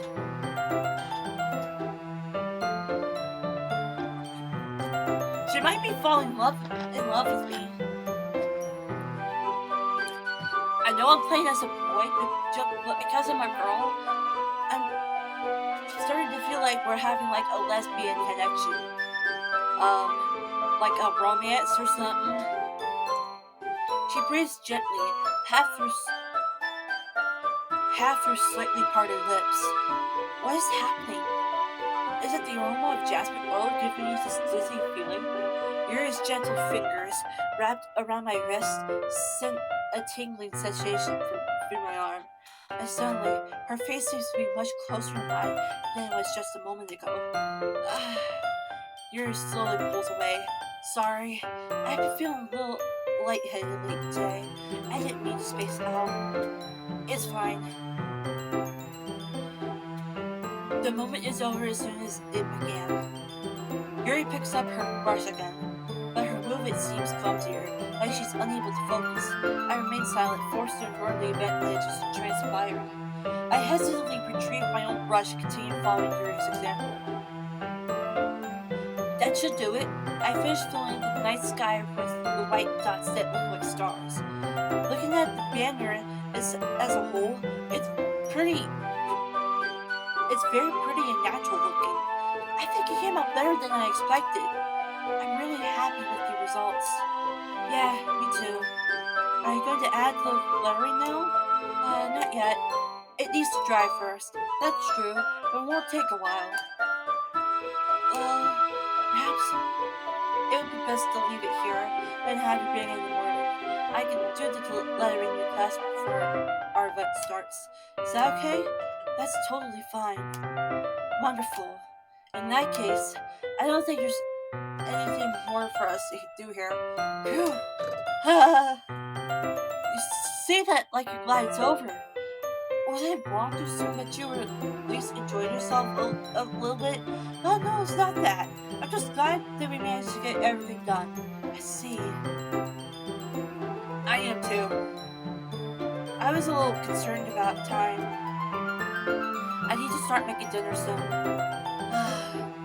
So, you don't have any time left? I was secretly hoping we would have extra time after finishing the work. Well, Yuri thinks to herself, I think it would be too irresponsible of me to wait much longer. I'm sorry. I was hoping there would be more time as well. Probably my fault. Sorry for being such a slow worker. No, it's not your fault at all. Yeah, the important thing is that we got everything done, right? Yeah. So, I shouldn't be disappointed or anything. Gathering all her things, Yuri seems a little downcast. I understand why. It sounds like she rarely gets the opportunity to spend time with friends in a relaxed environment. But that doesn't mean this is the last time it can happen. Once Yuri packs up, I walk her out the front door. Thank you very much for having me today. No problem. I'm glad I was able to help. Just let me know if there's anything else you need me to bring tomorrow. I will. Well then, Yuri fidgets. I guess I'll see you tomorrow. Wait. I kind of say that without thinking. About today, it's fine that we don't have as much time as we wanted, because we can do this again. Whenever you want, you can come over, or we can go out somewhere. I forgot I don't like going out that much. As I stumble over my words, Yuri still smiles bashfully. Anyway, you know what I'm trying to say, so you're very thoughtful, Taylor.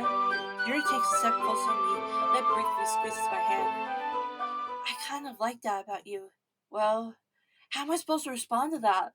But I don't even get a chance to, as Yuri suddenly pulls. But I don't even get a chance to, as Yuri suddenly pulls back. Sayori? Uh, Hi, Taylor. Sayori. Just now we were. It's okay, Taylor. I just stopped by to say hi. Uh, well, it's nice to see you. I'm sorry, but I'm already on my way to leave. Oh, really? That's too bad. I'm sorry, but but we'll all be together at the festival tomorrow, so that's fine, right? Of course. Sayori beams.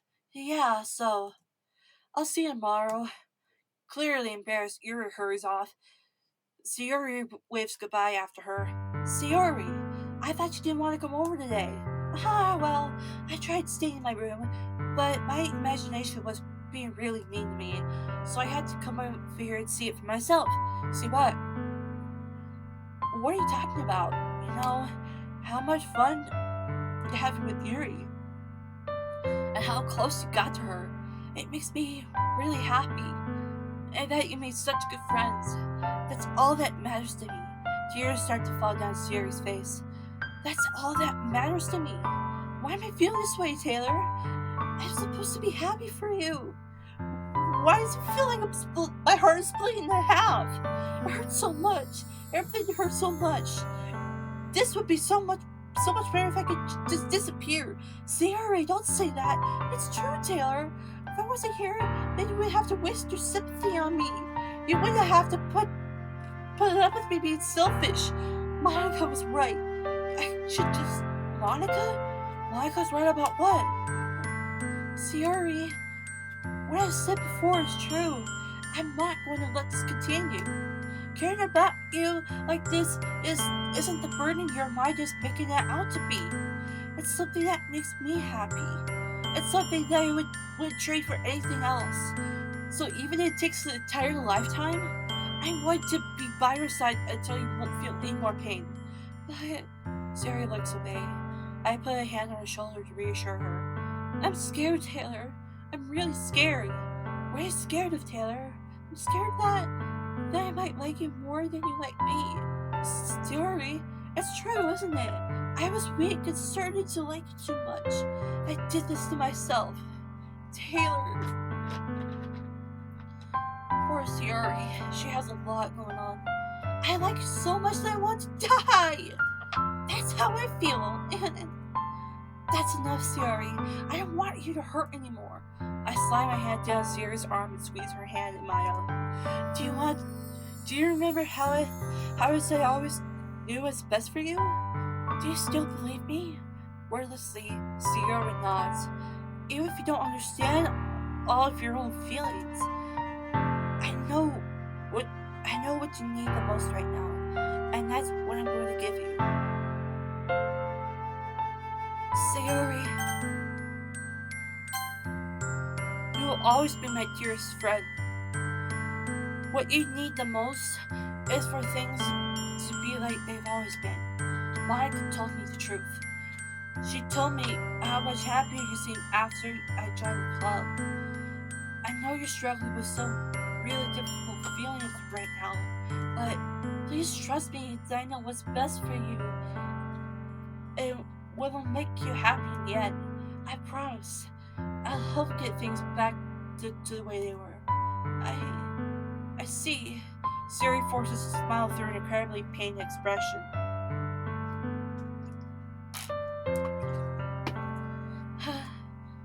Is this what it feels like to get stabbed in the chest? I should write a poem about this. Siri, it's okay. This is my punishment, remember? For being so selfish. So please don't worry about these stupid feelings. I know you're right. I knew this whole time there was no happiness down that path. That's why I came here. So I could just get the answer I needed to hear. And the other thing, you're also right. I just wanted to go back to the way it was. I realize that now. You really do know me better than anyone, Taylor. So I'll trust you with anything at all. So Sarah's smile finally breaks, and all of a sudden she turns around and drops to her knees. Ah! Clutching her head with both hands, she screams as loud as she can. I'm so shocked that I don't know how to react. Siri looks over her shoulder, flashes me one more weak smile before turning around and running off. Siri! I'm left helplessly standing in front of my house. Why am I feeling so horrible about this? There's nothing more that I could have done. The most I could do is support Siri through her feelings and help her on the path that's right. But I'm having as much trouble understanding Siri as she is. But even though I can cover her, I keep wondering if she would be doing something more or something different. I know these feelings will continue to plague me until things aren't back to the way they were. I'm going to give it everything I've got. Siri will always be my dearest friend, and I will do whatever it takes to put a smile on her face every day.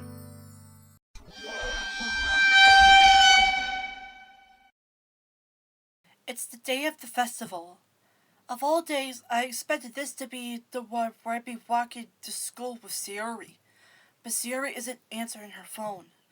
I considered going to her house to wake her up, but decided that's a little too much. Meanwhile, the preparations for the event should be nearly complete.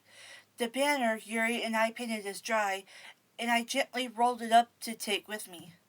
She sent me a pleasant text reminding me not to forget anything, and I reassured her. Funnily enough, I probably feel the same way as Natsuki about the event. I'm more excited for it to be over so I can spend time with Sayori and Yuri at the festival. But knowing Monika, I'm sure the event will be great too. Oh boy. Dinner! You're the first one here. Thanks for being early. That's funny. I thought at least Yuri would be here by now. Monika is placing little booklets on each of the desks in the classroom. They must be the ones she prepared that we all that have all the poems we're performing. In the end, I found a random poem online that I thought Monica would like and submitted it. So that's the one I'll be performing. I'm surprised you didn't bring Sayori with you. Yeah, she overslept again. That dummy. Do you think on that you think that on days is this important? She tried a little harder. I say that, but I suddenly remember what Sayori told me yesterday, and I suddenly feel awful, knowing it's not nearly that simple for her. I only said it because it's the way I'm used to thinking. But maybe I should have gone to wake her up after all. You should take a little responsibility for her, Taylor. I mean, especially after after your exchange with her yesterday, you kind of left her hanging this morning, you know? Exchange? Monica, you know about that? Of course I do. I'm the club president after all. But, I stammer, embarrassed. Did Zuri really tell her about it that quickly? About how I basically turned down her confession? That makes me really seem like the bad guy here. But I'm the one who knows what's best for her, right? Jeez. You don't know the full story at all, so. Don't worry. I probably know a lot more than you think. Huh? Monica is being as friendly as usual, but for some reason I felt a chill down my spine after hearing that. Hey, you want to check out the pamphlets? They came out really nice. Yeah, sure. I grabbed one of the pamphlets laid out on the desks. Oh yeah, they really did. Something like this will definitely help people take the club more seriously. Yeah, I thought so too. I flipped through the pages. Each member's poem is neatly printed on its own page, giving it an almost professional feel. I recognized Natsuki's and Yuri's poems from the ones they performed during our practice. What's this? I flipped to Yuri's poem. It's different from the one she practiced. It's the one I haven't read before.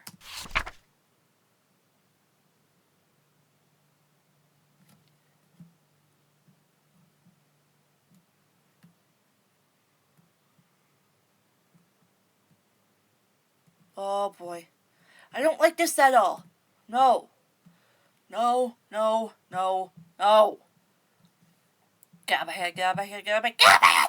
Get out of my head before I do what I know is best for you. Get out of my head before I list everything she said to me. Get out of my head before I show you how much I love you. Get out of my head before I finish writing this poem. But the poem is never actually finished. It stops this morning. It just stops moving. I thought it said it stops this morning. Oh my gosh, my brain is not functioning properly. Uh, what is this? Reading the poem, I get a pit in my stomach. Taylor? What's wrong? Nothing. This poem feels completely different from everything else Sayori's written. But more than that, I changed my mind. I'm gonna go get Sayori, so... well, alright. Try not to take too long, okay? I quickly leave the classroom. Don't strain yourself! Monika calls out after me. I quicken my pace. Oh, this is gonna be bad. This is gonna be so bad. No. I should have tried a little bit harder for Sayori. It's not a big deal to at least wait for her or to wake her up. Even the simple gesture Even the simple gesture of walking her to school makes her really happy. Besides, I told her yesterday that things will be the same as they have always been. That's all she needs, and what I want to give her. I reached Yuri's house and knocked on the door. I don't expect an answer since she's not picking up her phone either. Like yesterday, I opened the door and let myself in. Sayuri! She really is a heavy sleeper. I swallow. I can't believe I ended up doing this after all. Waking her up in her own house? Isn't that more like something a boyfriend would do? In any case, it just feels right. Oh! Things are gonna go very, very, very, very, very, very, very, very, very, very, very, very south.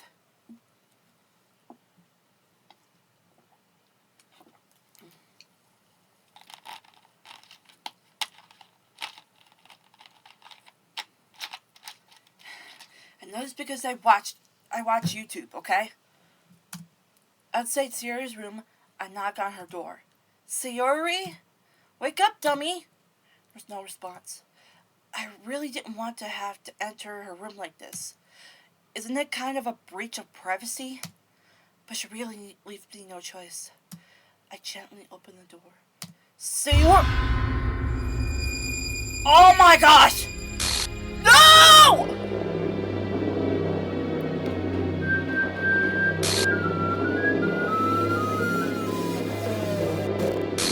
Sayori! No!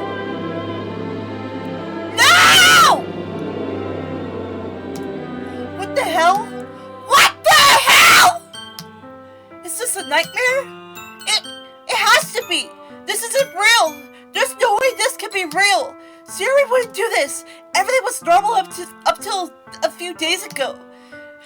That's why I can't believe what my eyes are showing me.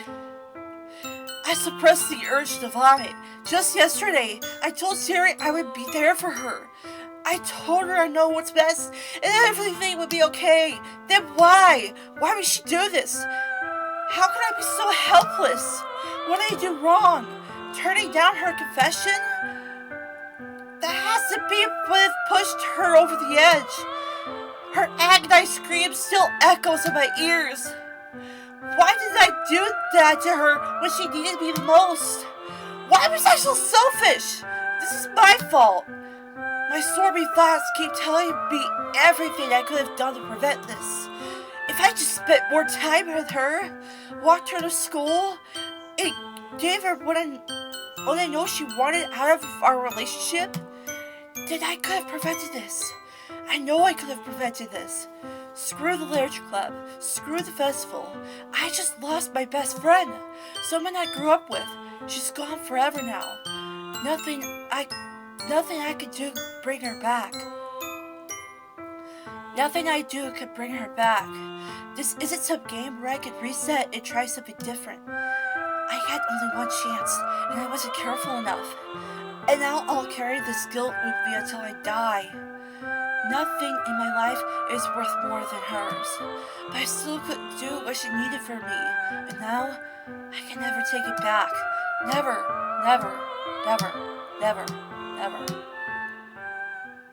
No! Okay. Whoa!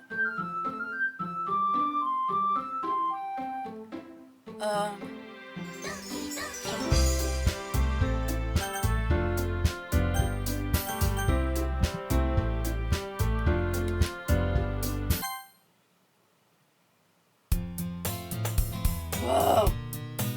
Oh my gosh. I see the morning girl run towards the front. Oh my gosh. These are like the same lines, so I'm not gonna read them again.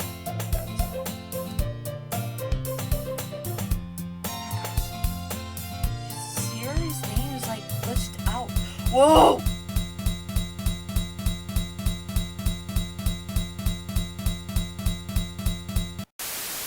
I wasn't really expecting anything else to happen after Sayori, well, you know. But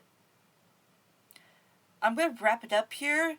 that's the end of Act 1, so don't forget to subscribe to my YouTube channel, and I'll be doing the second act in another video. Things are going to get much more crazier. I already know what's going to be happening, and I'll see you next time. Bye!